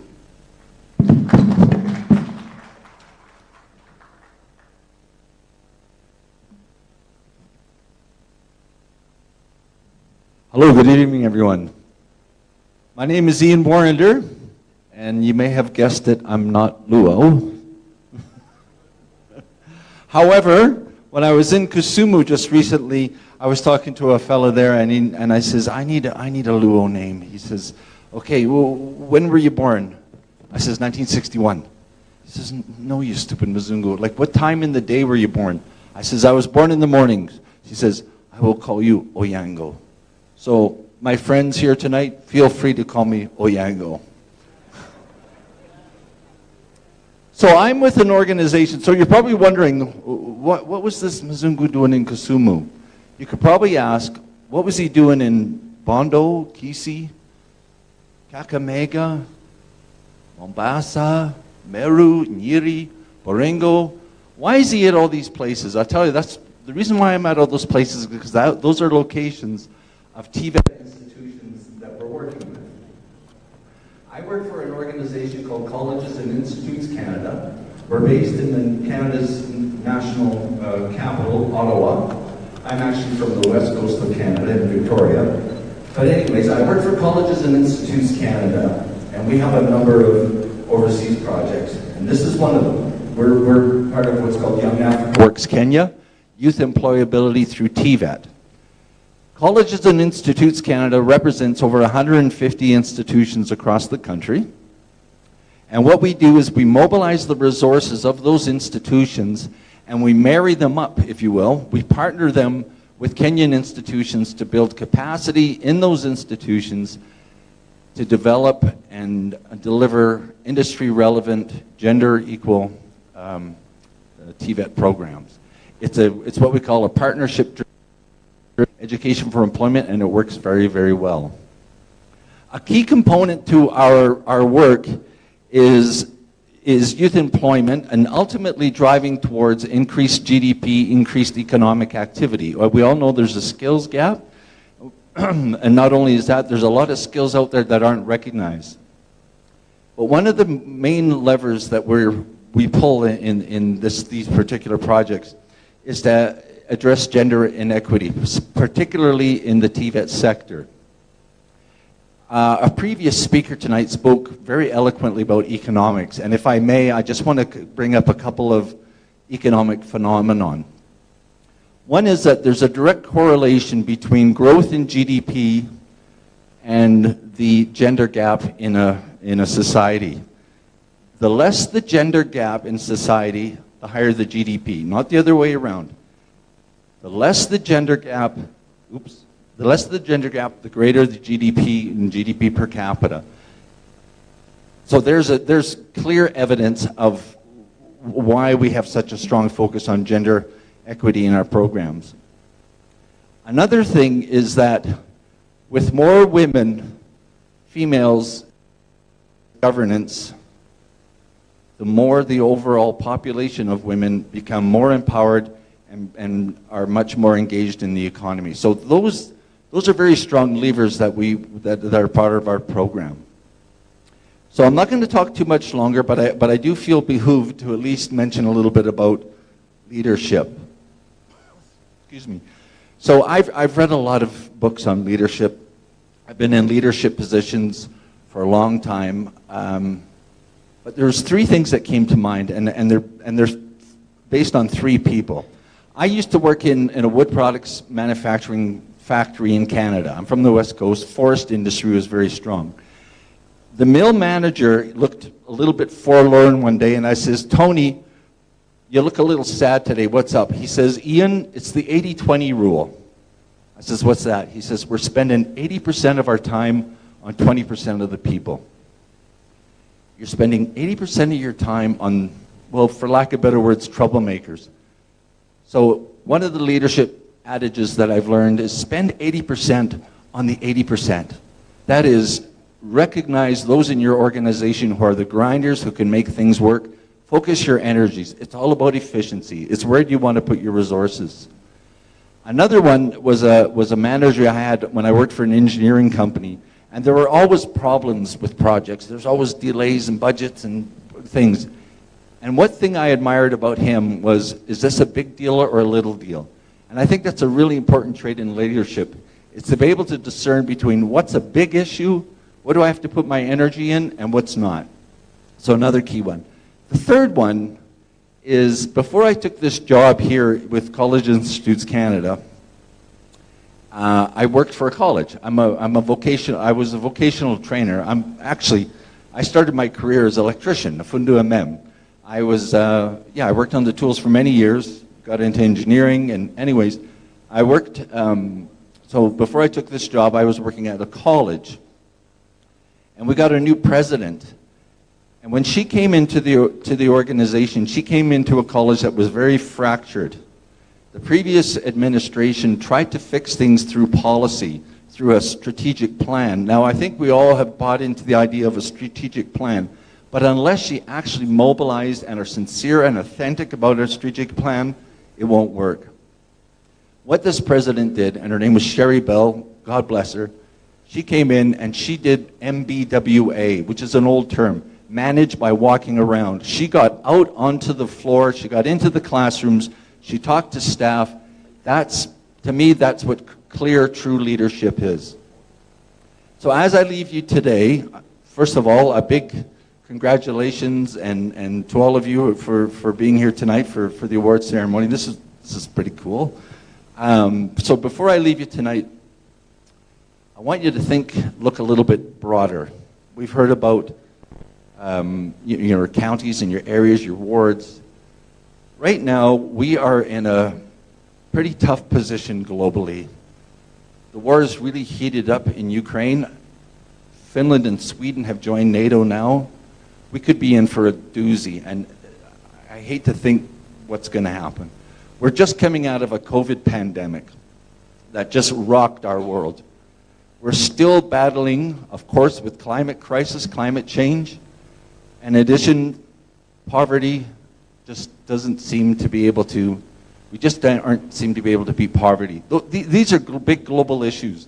And that you as leaders, I want you to think broadly, because we're all in this together. I'm from Canada, but we are so inextricably linked together. What happens in Kenya ripples across 2 oceans to get to me on the West Coast in Canada. We're all in this together, and you as leaders, I ask you, I implore you to think broadly and think of what you can do as a leader to make this world a better place, and I know you will. So thank you very much, everyone. I'll turn it over to who's ever next. Thank you so much. Let's appreciate Mr. Ian. Onyango. Yes. He said it's called Mr. Onyango. He was Karama na Jaluo. Kumbe na Wajaluo wamebleach. Ni mtu wa nyumbani kumbe. Onyango, erokamana inyaba. Omor ka neni. Oromo gikanyo. All right, ladies and gentlemen, we now do the do. Out of all the speakers in the country, county speakers, we only had 3 who made it to the cut. Out of all the 349 MCAs, is it? MCAs, 3,000 out of the entire 3,000 plus, only 12 made it tonight. Let me tell you, people are mean down there. People are mean on the ground. You are here because you've earned it. All of you. You've jipigie makofi. Aki ume earn. You are here because you've earned it. Out of all the 47 senators, plus how many nominated? Plus 12 nominated? They're supposed to make 50? 65. Out of the 65 senators, only 9 made it to this list. Out of 47 elected women rep, plus how many nominated? There's none. Eh?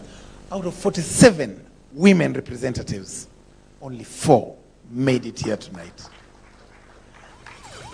Out of all the 47 governors, only 9 governors made it to this list. Ladies and gentlemen, you are all winners. You all deserve this. And this is just one step to the next election. Nadhani tayari mguu mmoja uko ndani. Wamejionea wenyewe. Huwezi ukawa umechaguliwa na hao watu wote, kutajwa na hao wote kama hawajawa na manufaa. No one was bribed to put your name because hata wewe haukujua that a research was being carried on you. So congratulations kwa kila mmoja wenu.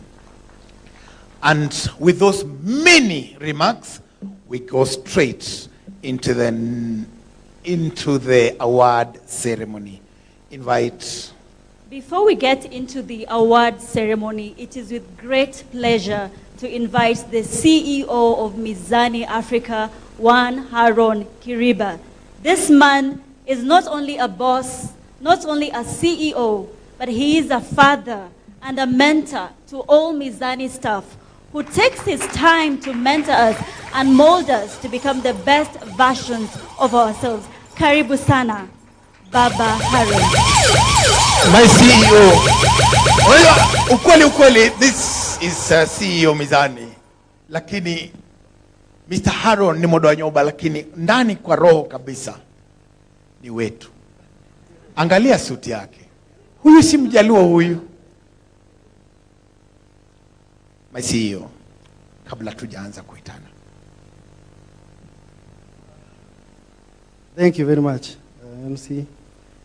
Our governors present, senators, women reps, members of parliament, members of county assembly, members of further state, all invited guests. How are you tonight? Great to see you. It's always great to see great leaders coming together because it is not ordinary that we should ask you to come and there are times when leaders are not available, especially now when we are looking forward to having nominations soon. I know it is a great sacrifice to be here.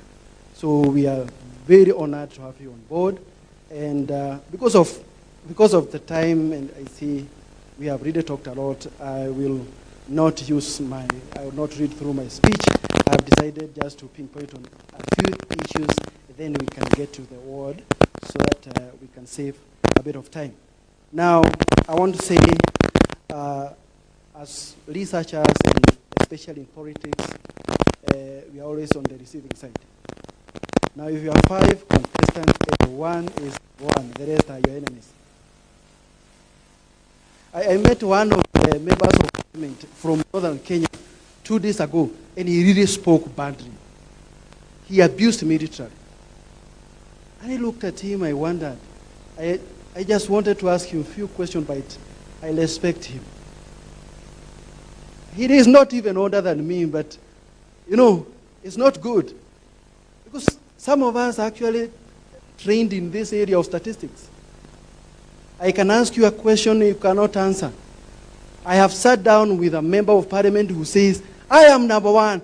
If you don't get 6 out of 10 who are voting me, then I call my office, I tell them, create a link, we have a software, and then put those names there, keep calling as we watch live. And out of 10, he gets 1. Are you getting what I'm saying? Until you understand how it works, sometimes you don't get it. And the problem is that when leaders you are talking to your supporters, most of the time they will not tell you the truth. If they tell you the truth and you are not doing very well, you will not release the money. If you don't release the money, they are not working.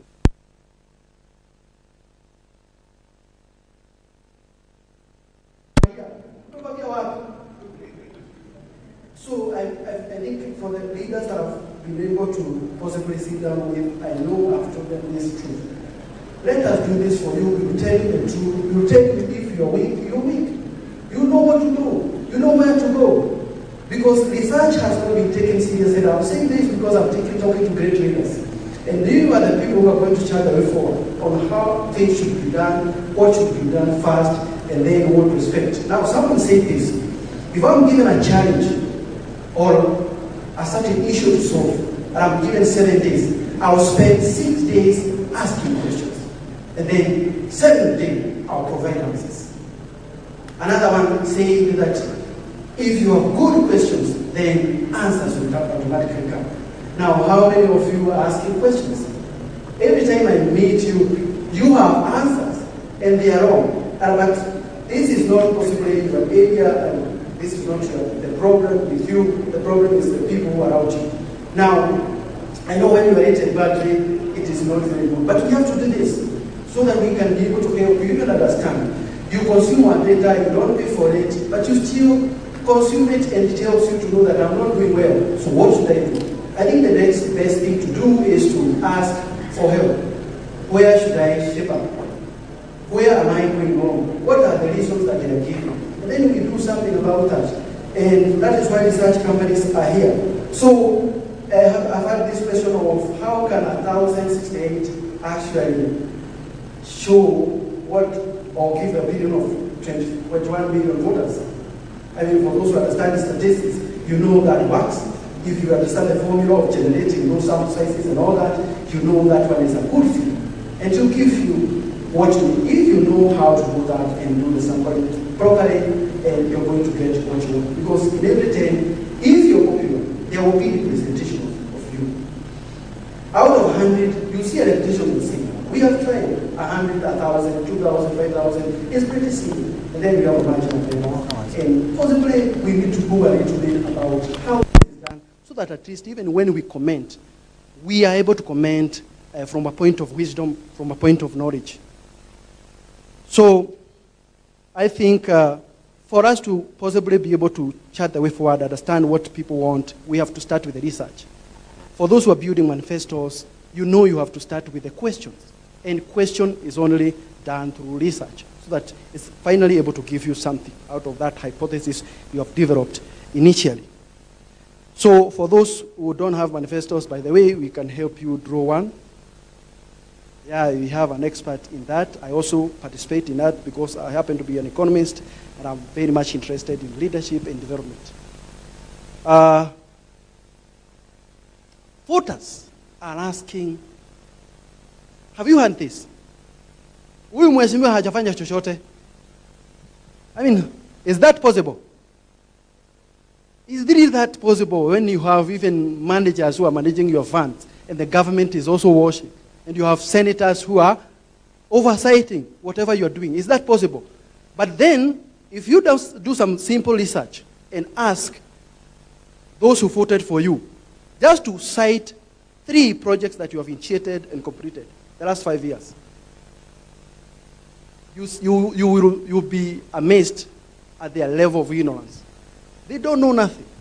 They can't point at 3 projects. They cannot even remember 2. And you have 15 projects you are talking about. So that's a big problem. In fact, when we are doing analysis, we have to combine our own analysis with what they say. Because sometimes we find we have a lot of things you have done, and they cannot remember 3. If we use their own assessment clearly, you get 0. So sometimes there are people who are very popular because of affiliations, but there are others who are not popular with political affiliations, but they have done a lot of work. When you ask the ground, nothing. But if you look at whatever they have done, because that's what we do every day, asking where were you? Where did you fight this constituency, this county? So where are we now? If you had 250% progress or growth, I mean, this you cannot ignore. So we try to combine the two. We combine what they see and what we analyze, and we are able to arrive at a certain level of ground. But this is important now, that you must communicate what you have done properly so that they can be able to judge you correctly. I have seen a lot of people saying, Mheshimiwa hajafanya kitu, but when I do my own analysis, this gentleman has really done a lot. And I can tell, because apart from the letter, you can see the spirit. They believe, they have passion, they want it, they are out to do that and to help their wananchi down there. So thank you very much for coming, and I really want to congratulate you for making it here. It's a tight competition. A lot of people who have wanted to be here. I know sometimes we are launched, we are roasted by those who did not make it here. I know there was a time we were really beaten a lot, yeah, to a point of being called in parliament. I mean, but I think because of those who did not make it, and I want to believe there is always a winner. But there is always another chance for you that did not make it, or even, so we are trying to build a benchmark. We are not demonizing, and that's why we never produce a list of shame. We only call those we award. We are not in the business of shaming anyone. We are not in that. We know sometimes we fail to pick the very best, or even some issues, because we are never furnished with all the information. I know it is a serious issue, because when we ask for information, most of the time we are not able to get all the information. But we believe in future, as we continue to do things and consistently, more and more of you will continue to appreciate and see the sense it is, and you continue to furnish us with more information. Finally, before I finish, I want to possibly touch on an issue that I believe is still an elephant in the room, and maybe it will be decoded in the next 1 or 2 weeks. The issue that I've been trying to address as a researcher. And this is an issue of, this is because I come from a Kenya region. It's an issue of running mate. I must point out here as a researcher that it is important for us to understand and possibly try to dig deeper and understand the importance of this office. We know that we have 2 sections. We have the Azimio la Umoja, we have the Kenya Kwanza. We know a presidential candidate will come from those 2 alliances. One of them will produce a president, and one of them will have a running mate who will become a deputy president.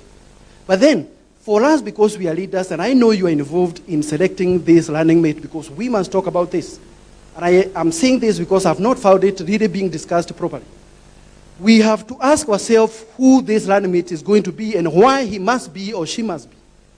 What are we looking for as a country? Because a running mate is going to transmute into a DP, and a DP is going to occupy an office for 5 or 10 years. What is he coming in to do? Who is he benefiting? Is he benefiting or she benefiting a family?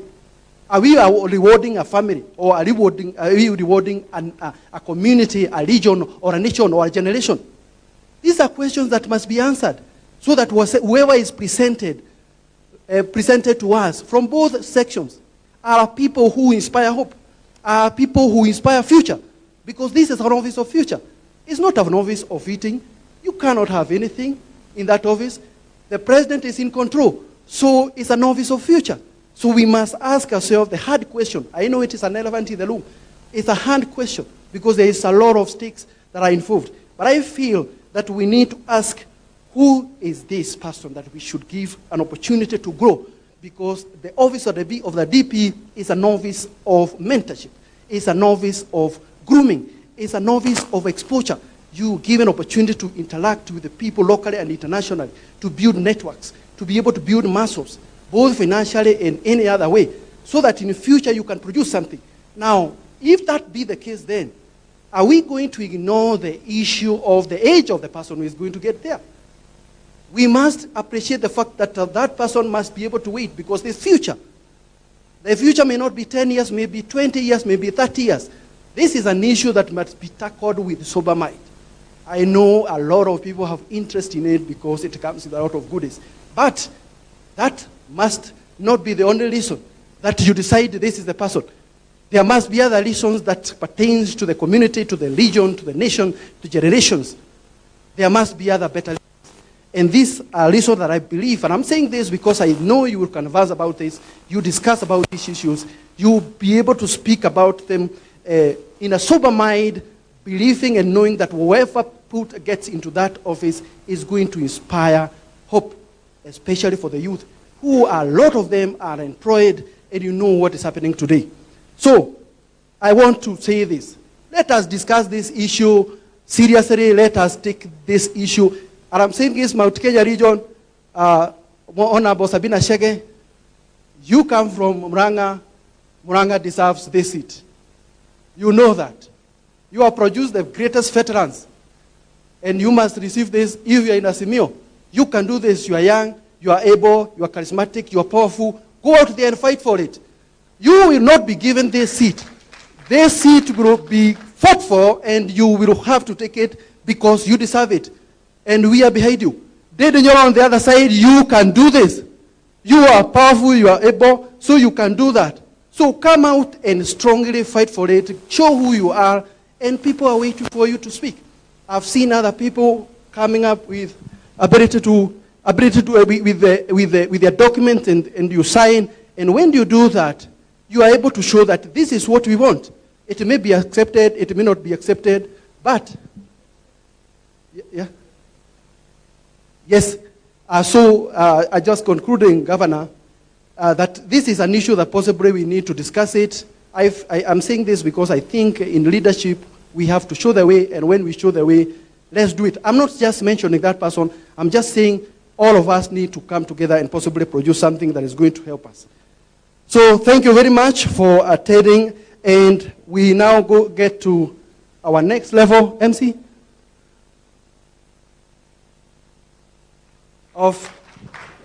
Thank you very much, and congratulations for all those who are going to receive awards and certificates.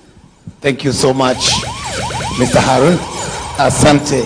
Thank you so much. All right. Asanteni sana, and we are good to go. We'll start from down there as promised. Zipporah Umile, kindly join me now.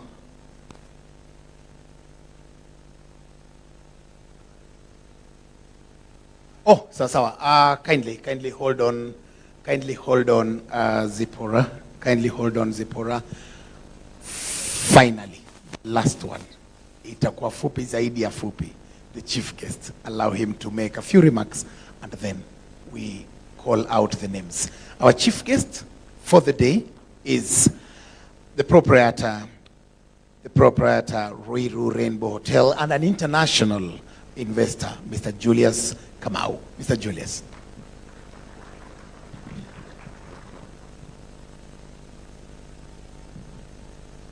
Asante.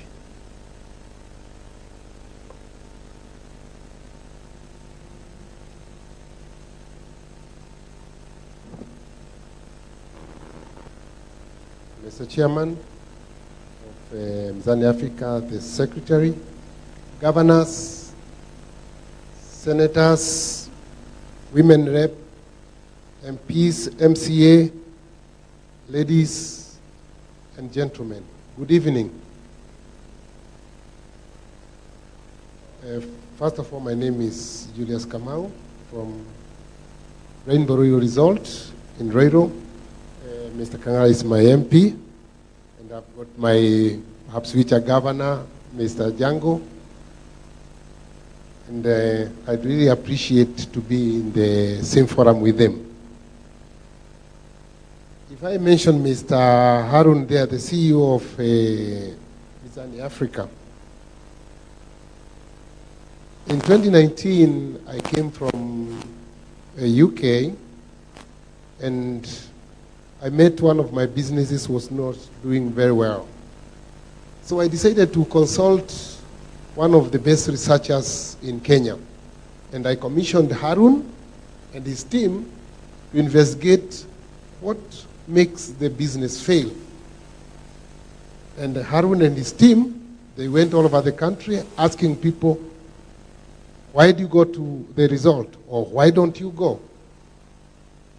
And Mr. Haron came up with a very comprehensive report that showed me why the business was not doing very well, why the people are running away.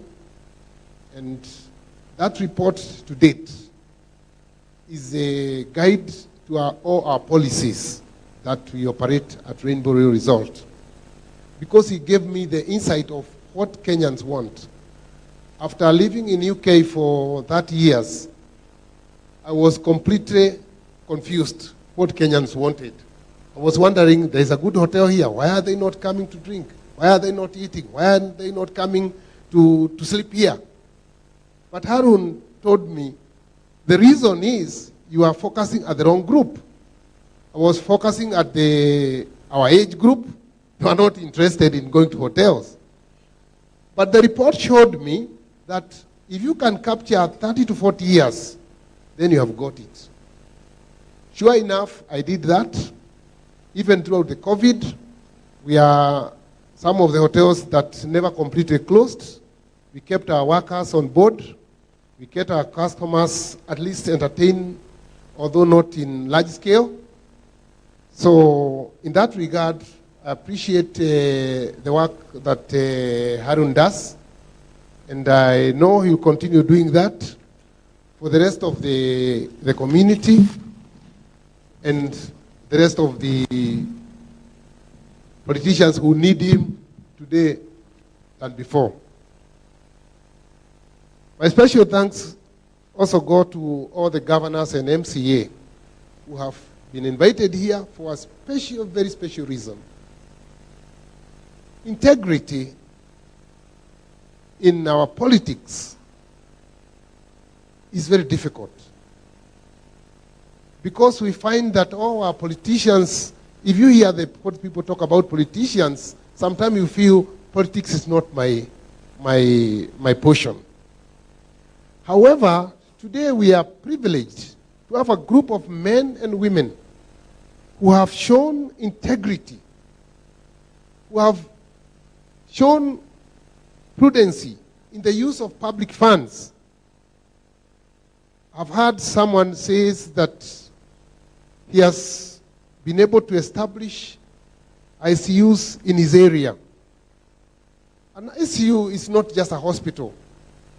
An ICU is a specialized hospital to do a special job. If you remember when we had COVID in this country, a lot of counties were fighting to have extra ICUs because that is the epitome of treatment. When I was in England, I realized not that the English are better than us, but they got one thing in common: integrity. And that makes their development easy and faster. Where I used to live in a place called Stratford. That's one of the most developed towns in UK at the moment.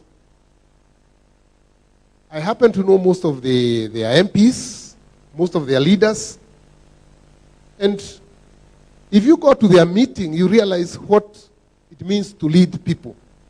It means to think what you can do for others to benefit them health-wise, economic-wise. You help them get the right sanitation, get the funding necessary, because funding you have to fight for it. Even in UK, it's not like in UK you just collect the funding. No, you have to fight for it. Because as the economist said, the demands are always greater than the supply. So when something is given, you have to fight for it to get the biggest portion for your people. And I'm proud to be among you people because it means you have fought for your people and you have been able to get the right funding for all the projects that are all the projects that have been allocated to you. I'm also proud to be among all you leaders who have shown resilient in the midst of adversity, in the midst of chaos, because some of you do not come from the ruling party, but yet you are able to deliver. I'm proud of the young man, Didi. He's a friend of mine. And when he took over the seat of the famous Matiba, everybody doubted whether he's going to make it. Today is a different story. I won't mention much about it, but I know because I talk with a lot of people from that area, the way they talk about him. And that is what we are thinking about. When we call you people and we pick you and we say, these are the people who have shown exemplary reason to stand out. We are proud of you. Ladies and gentlemen, a good leader teaches, and a good leader also learns. One person said he listens to what the people are saying. If you want to be a good leader, your ear has to be on the ground. Listen to what people want. So that when we ask them, what has your leader done? They will say, he did this for us, he did that for us. Because you did what they asked you to do. That is what all leadership is all about. It's not about you. It's about what they want. If they say they want a road, don't bring water. They want a road. Because that is what is in their mind. That's what makes the area develop. Ladies and gentlemen, I know some of you have got areas we are prone to crime, especially areas of Central Province. There's a lot of areas which have got a lot of crimes. And I heard someone speak about how he has been able to combat crime in his area. Introduced chief camp, police stations, and things like that.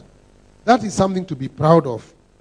Because to empower people economically, you have to first of all secure what they have.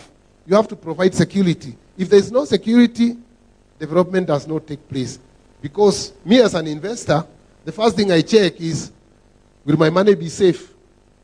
Will my hotel be safe? And until I know that, I won't come and put my money in your area. But if I know your place is secure, your place has got the right structure, chances are, I'll think about that place. Ladies and gentlemen, today is not about a real investment. It's about you people. What you have done to your people. That's why we have gathered together here and say, these are the people who are exceptional. And we are going to recognize them because there is a saying that says, a person who feels appreciated will always do more than expected. Ladies and gentlemen, continue in that path. Because if you continue, some of you are going to get the next chance because there are so many posts, political posts. There are governorship, there is ministers, and the people are wondering, what can we give to these people? What can we give to this person who has done so well for us? You have been an MCA, you have shown the right direction. You have been an MP, you have shown the right direction. Now you're asking the people, can I be your governor? or you're asking your people, I was an MCA, can I be your minister now? Can I be your MP? Ladies and gentlemen, it all began with that little that you do that changes the life of your people. That makes the difference. Ladies and gentlemen, without much ado, I think I have to call the MCA so that we go to the next level. Thank you. Thank you so much, our chief guest. Asante sana, Mr. Julius Kamau. Thank you so much. And now, Zippy, if you can join me. The beautiful ladies, kindly take your position hapa mbele ya awards. Tufanye vile tulifanya China.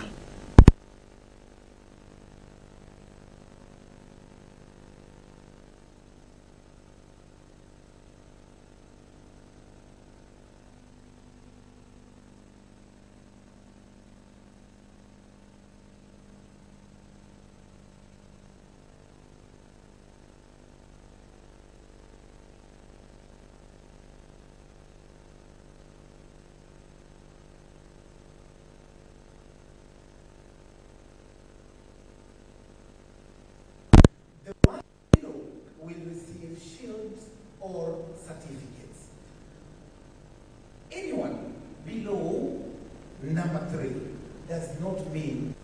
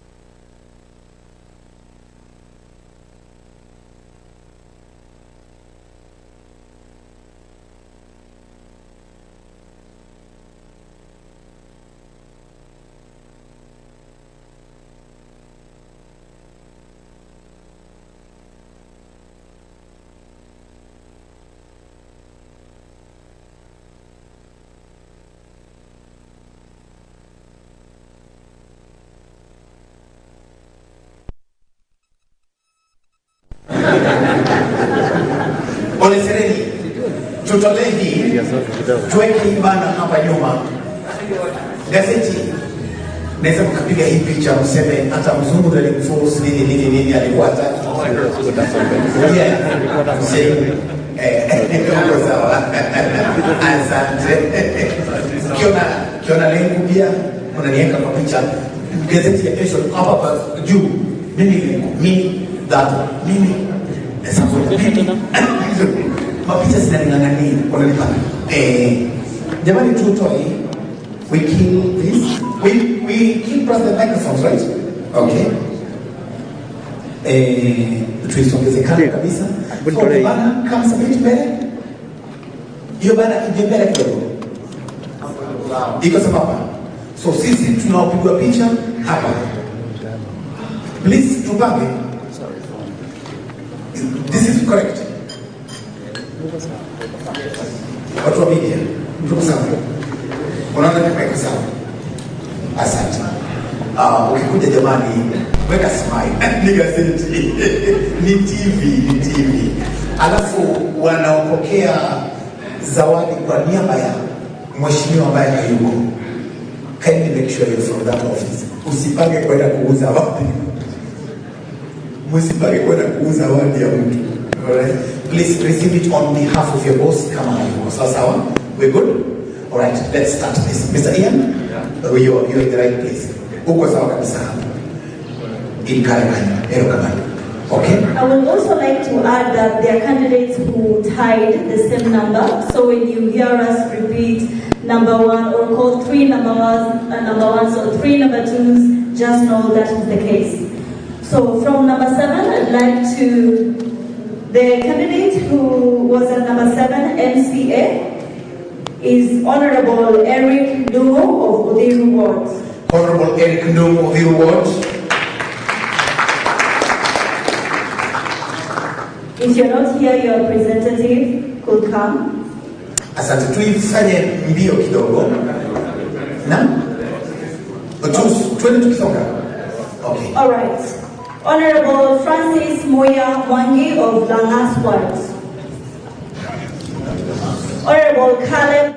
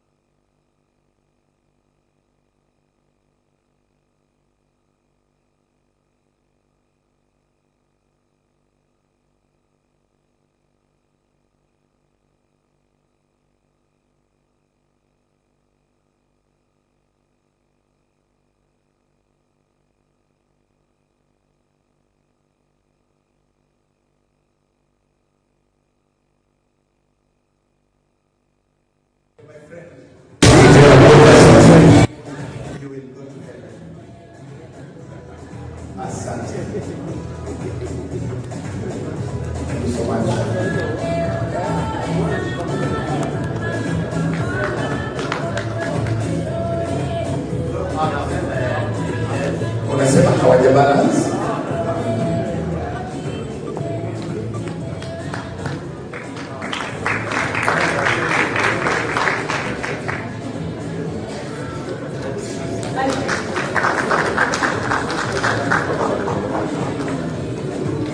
At number 1 position, 4 candidates tied. We have Honorable John Njuguna Kawanjiku, of Member of County Assembly, Kino Ward.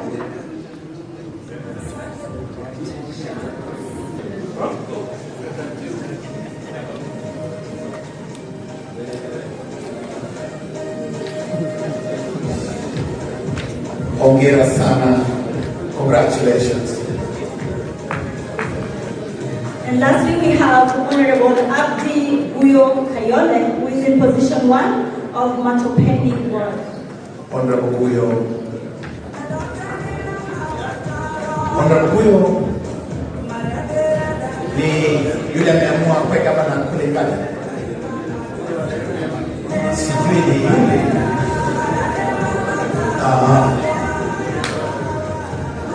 All right.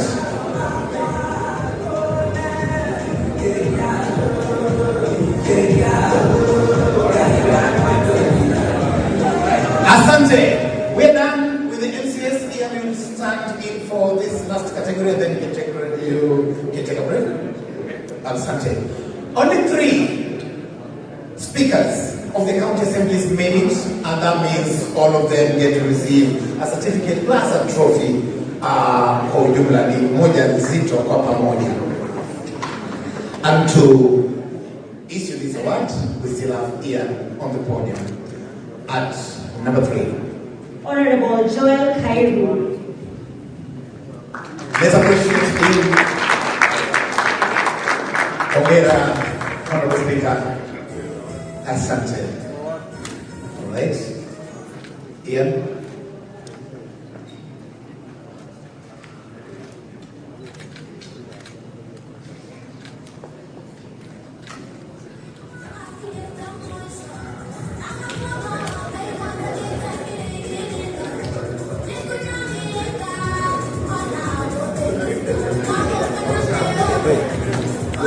Umesema anapiga picha sana.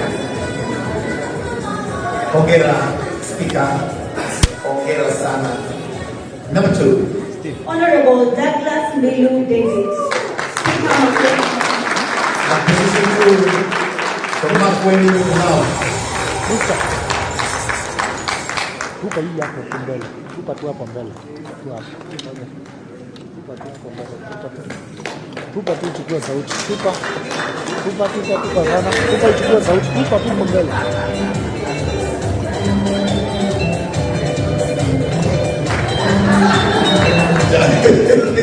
Unatesa huyo mzungu wewe.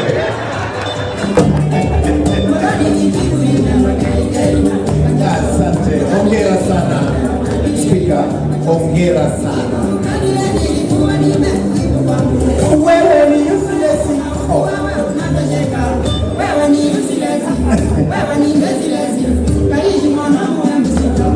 Number 1, Honorable Josiah Kiriku, Speaker, Embu County.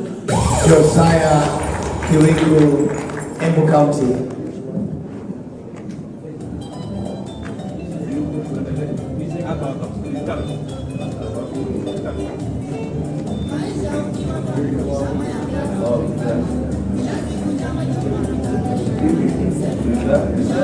All right. Will you be Speaker? Order, members, order. All right.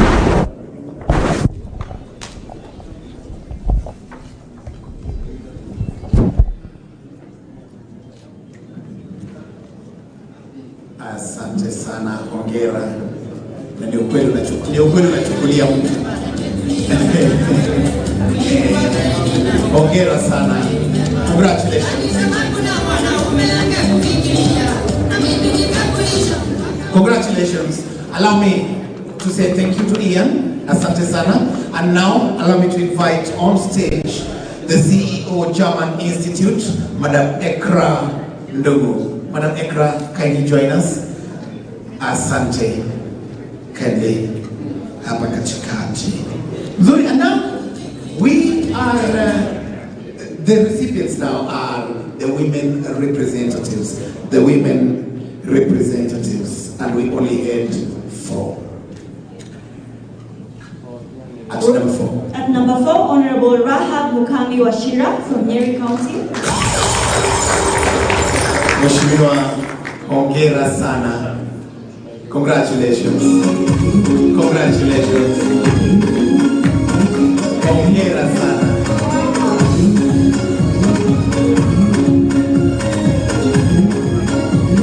Picha nzuri pale. Angalieni kamera jamani. Angalieni kamera.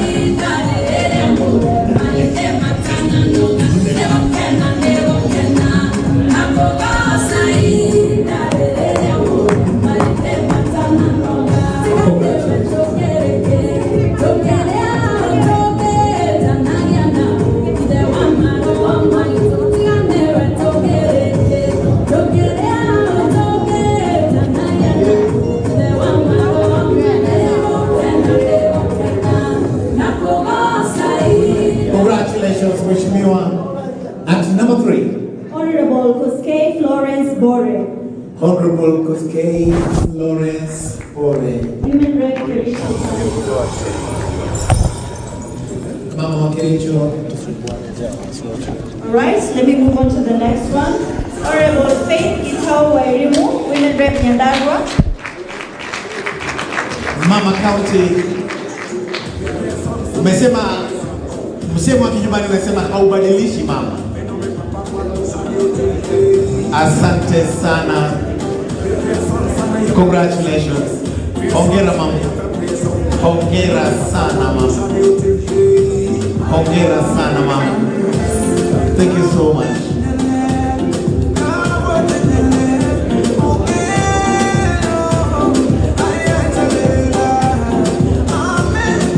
Hongera sana mama. Congratulations. Keep that fire burning. Keep the fire burning.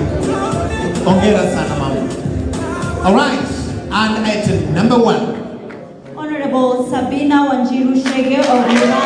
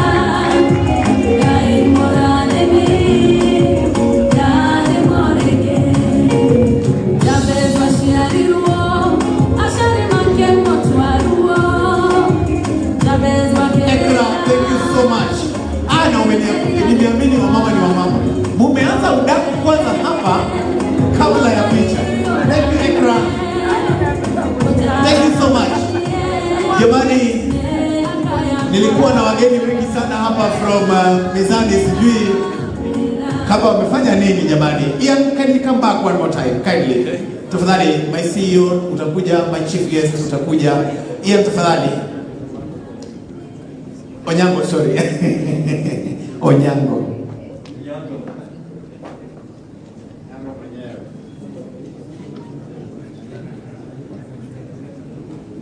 All right, sawa. Onyango, tumeona tukuweke kitu ina match na wewe. So tunataka tutoe hii background. Honestly, let's kindly switch this background na hii nyeupe. Picha inatokea ni mzungu tu anaonekana, wengine hawa. Wengine wanashindwa kwa nini wewe unajisalimia kwa hewa. Sijui kama tutarudia. Hayo wanasacha yao. Imekuwa ngumu kidogo, hamuonekani. Honestly, we'd like to switch the backdrop. We'd like to switch the backdrop with the white one. Anyone? Atusaidia kusukuma? Honestly, anyone? Martin, we can do this together if honestly you're coming. Ikae. Tubaki. Umesema ni mtu adjust kamera yake. Odiero. Tuko kanya, tunarudia hapo. So ibaki hapo hapo. Haya sawa basi. All right, Ian, one more time kindly. Do you know any Kenyan song? Any Kenyan song? No, I don't think so. I like that Tanzanian song, the chini, chini, chini, chini. Oh, chini mpaka chini. How you don't even know this gospel one of Raila TB. We name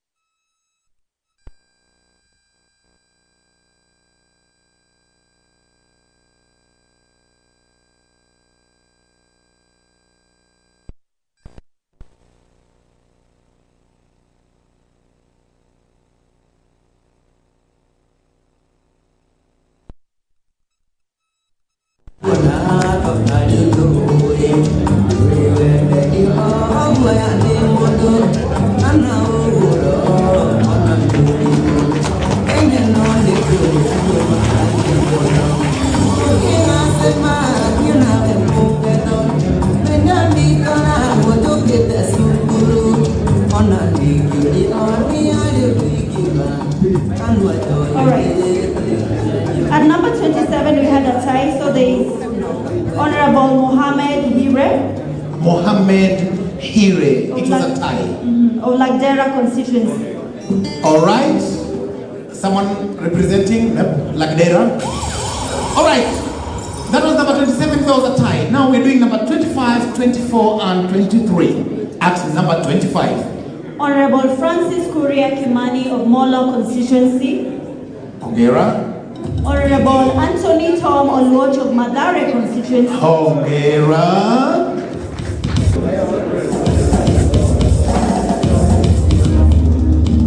When you clap for your friend, ukifika msimu wako pia utakuklapia. Hongera. Congratulations. We move. Asante. We will jump number 19. We will ruka number 19. So we start from 18. At 18. Honorable Paul Katana Kahindi of Kaloleni constituency. At 17. Honorable Nelson Koech of Kericho Belgat constituency. At 16. Honorable Yusuf Adan Haji of Mandera West constituency. Congratulations. Wapatie kitu DJ. Hongera. Hongera.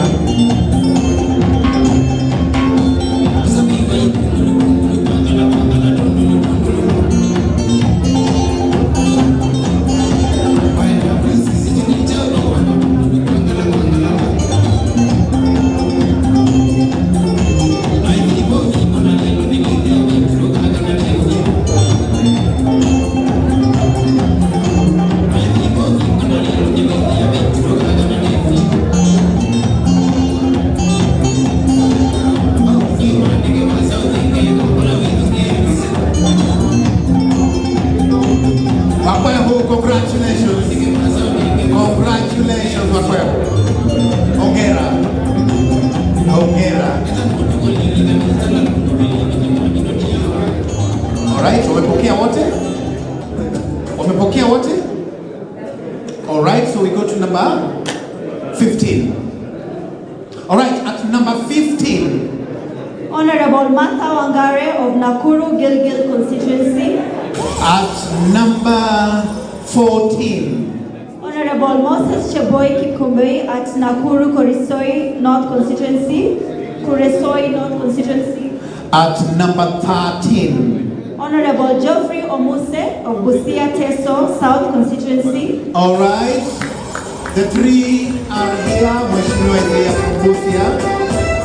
Hongera sana Mheshimiwa. Hongera sana Mheshimiwa. Hongera sana Mheshimiwa. Congratulations. Haya ho ya. Asante. Hongera sana. Hongera sana. All right. Okay. The next three at number 12. Honorable Samuel Atandi Onunga of Alego Usonga constituency in Kenya. Number 12 is a tie. Honorable David Kiaraha Njuguna of Nyandarua Olkalou constituency. At number 11. Honorable Stanley Muiruri Mudhama of Lamu West constituency. Asante. Wapi makofi yao tafadhali. Njooni mpokee. Waheshimiwa, remember all the photos are available for you. Kwa hivyo kama haujapiga na iPhone 13 Pro Max yako, kama haujapiga na iMac 13 Pro Max yako,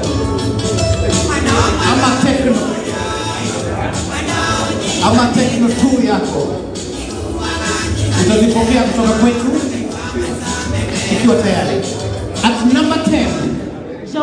Honorable John Kiarie Waweru of Dagoretti South constituency. KJ. At number 9. Honorable Kabeabea Josephat Gichunge of Meru Tigania East constituency. At number 8. number 9. Honorable Anthony Gidiaka Kiai of Odaya constituency. All right.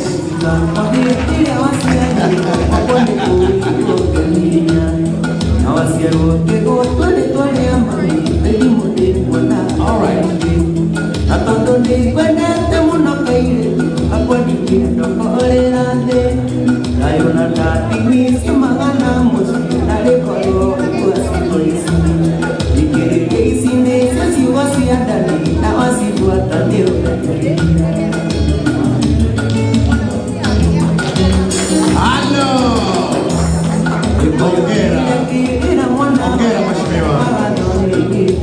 Hongera sana. Hongera sana.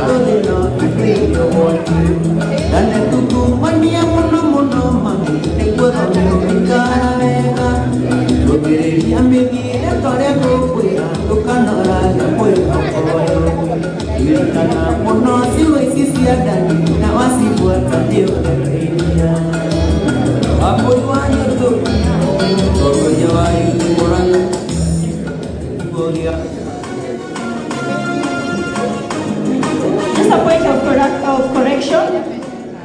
Honorable Anthony Gidiaka is of Mukurweni constituency and not Odaya. Sorry about that. We're going to nairekebisha mara moja.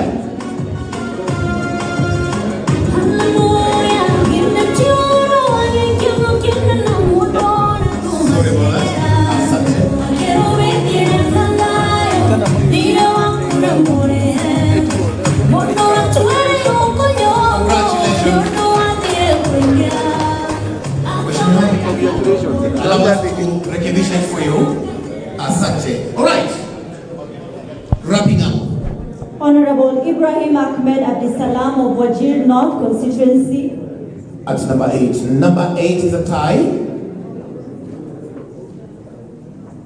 Honorable Rigathi Gachagua of Madeira constituency. Honorable Rigathi Gachagua of Madeira constituency. And at number 7. Honorable Muhammad Ali of Mombasa Nyali constituency. Mheshimiwa Jitopefu wa Nyali. Hongera sana Mheshimiwa. Hongera sana. Hongera.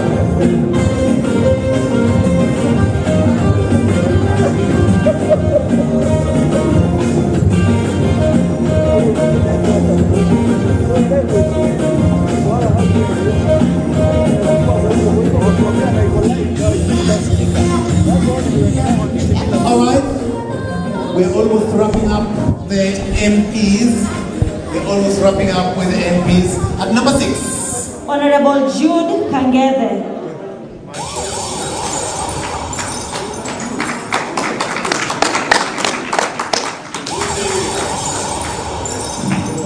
All right, another 6. It's only 1 6. All right, another 6. Honorable Mutua Dimas Wekesa Barasa. Honorable Wekesa Dimas Barasa. Was left behind. One was left behind. We are sincerely sorry for the mix-up. Honorable Stephen Mutinda Mule of Matungulu constituency. Pole jamani. Hongera sana Mheshimiwa Mule. Niulize swali.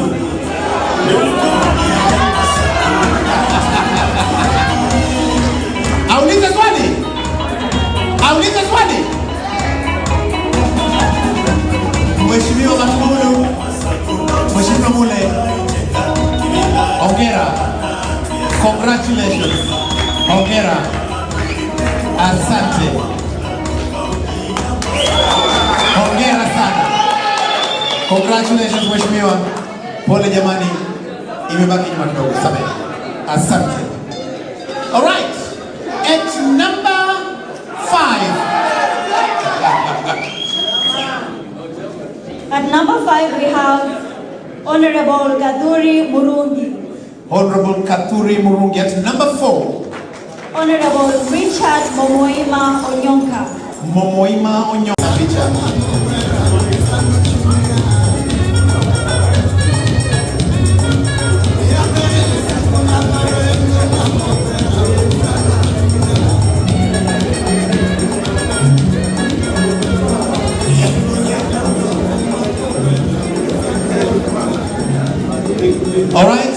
the trophies come in.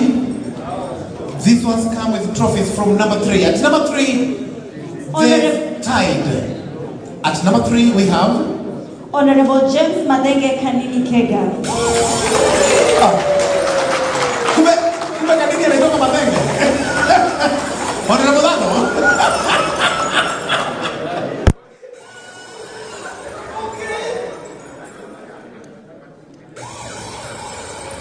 Kini Kega. Hongera nyatiwa, hongera sana. At number 3 again. Honorable Lilian Gogo Acheng. Nyatiwa Mabe. Hongera Mabe.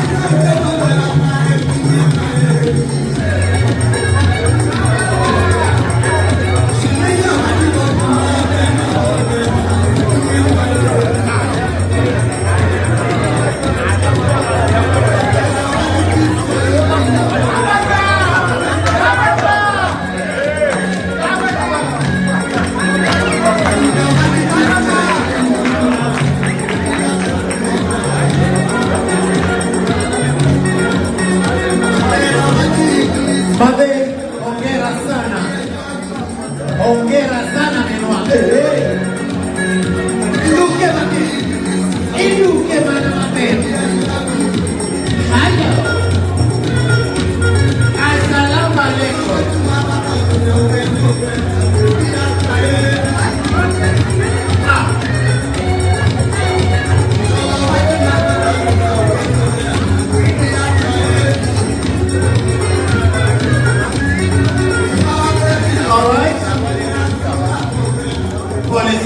We are supposed to go to number 2 and number 1, but allow me to spoil the party a bit. Allow me to spoil the party a bit. We forgot one behind, just like we did to Rumuli, to Sabehe. From Taraka, Honorable Gitonga Murutara. Thank you. Pole Ndelo. Pole sana. Pole sana. Pole sana. Number 5. At number 5. At number 5. Tusamehe mzee. Tusamehe sana mshirika. Hongera. Tusamehe jamani. Ninaenda mbio nikaruka mzee wetu. Forgive me. All right. Back on track. At number 2. Honorable Kimola Patrick.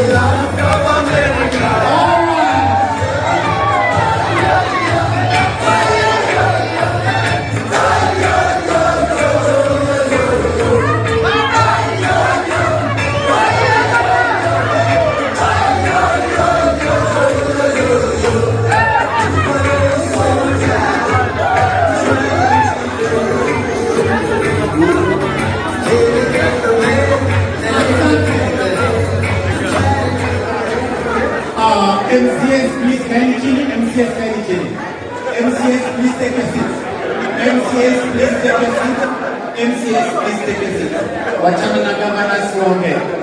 Mahali umeona jamani hiyo mziki. Mheshimiwa Lengo, kama utakuja na squad yako. Mheshimiwa Lengo, tunataka tuone squad. Asante. Basi. Haya basi. That's all. All right. And at number 1. Oh, number 2 we had a tie. At number 2 again. Honorable James Kidua Kamau wa Masukuru. Honorable James Kidua Kamau. Hongera. Haukuja tena kwa. Umesahau kwa yako.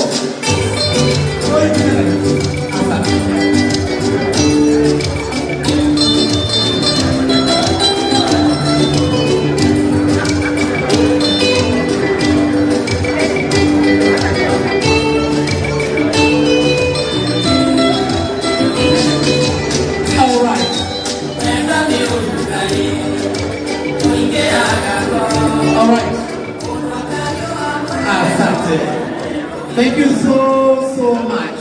Asante. All right, thank you so much, ladies and gentlemen. Number 1 position has a whooping 5 people, all tied at the same points, same credentials. So we'll call them at no particular order, but these 5 took slot 1. Honorable Dr. Welie Adam Kainan. Honorable Kainan. He's here.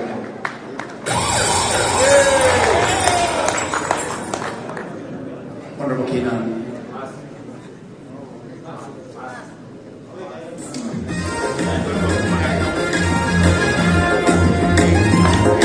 Congratulations. Hongera. Asante.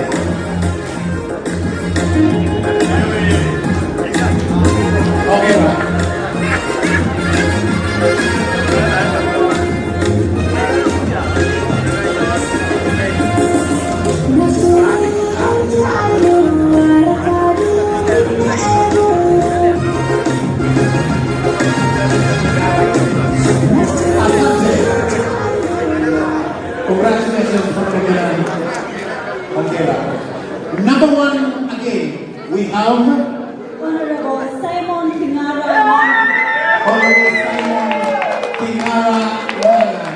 Jamani, unaruhusiwa kuja na mheshimiwa.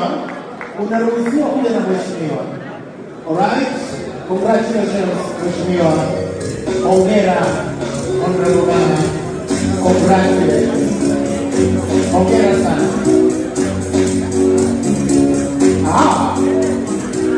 Hello. Asante. Hongera, Honorable Ghana. Asante. Hongera sana mheshimiwa. All right, at number 1 again. Honorable Wetangula Team Wanyonyi. Wetangula Team Wanyonyi at number 1. Asante, and is here to be represented.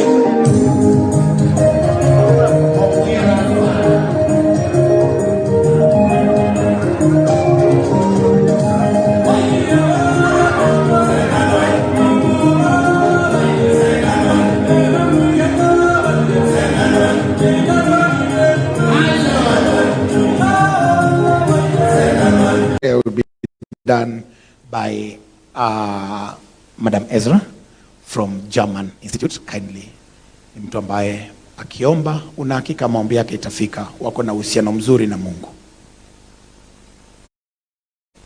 Madam Ezra. Madam Ekra, sorry. Thank you. Let's be upstanding in honor of our Maker.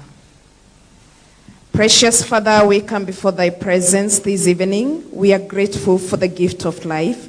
Thank you for the opportunity to gather together after a pandemic, Lord. We are grateful for preserving our lives. And this evening, we come before thy presence because leadership is a gift that comes from you. And this evening, we are celebrating great leaders of this nation that you have granted unto us.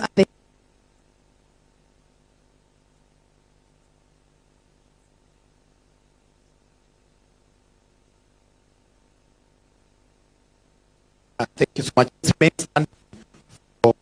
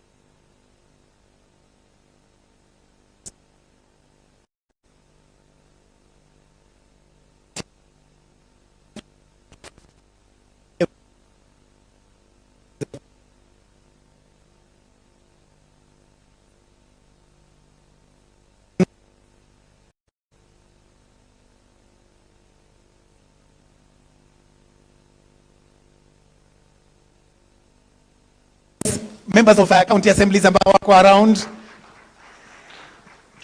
women representatives around, let's appreciate them tafadhali. Members of parliament, let's appreciate them tafadhali. Keep it going for honorable senators tafadhali. Keep it going for the governors present tafadhali. Keep it going for the speakers in the building tafadhali. Our chief guest is already in the building. Our chief guest tayari amekwisha fika. In just a few, I'll be introducing him to you. Kabla hatujaenda mbali sana. Governors present, I think, should have walked up or should be walking up now. And the senators present. These awards are about you. They are scientific.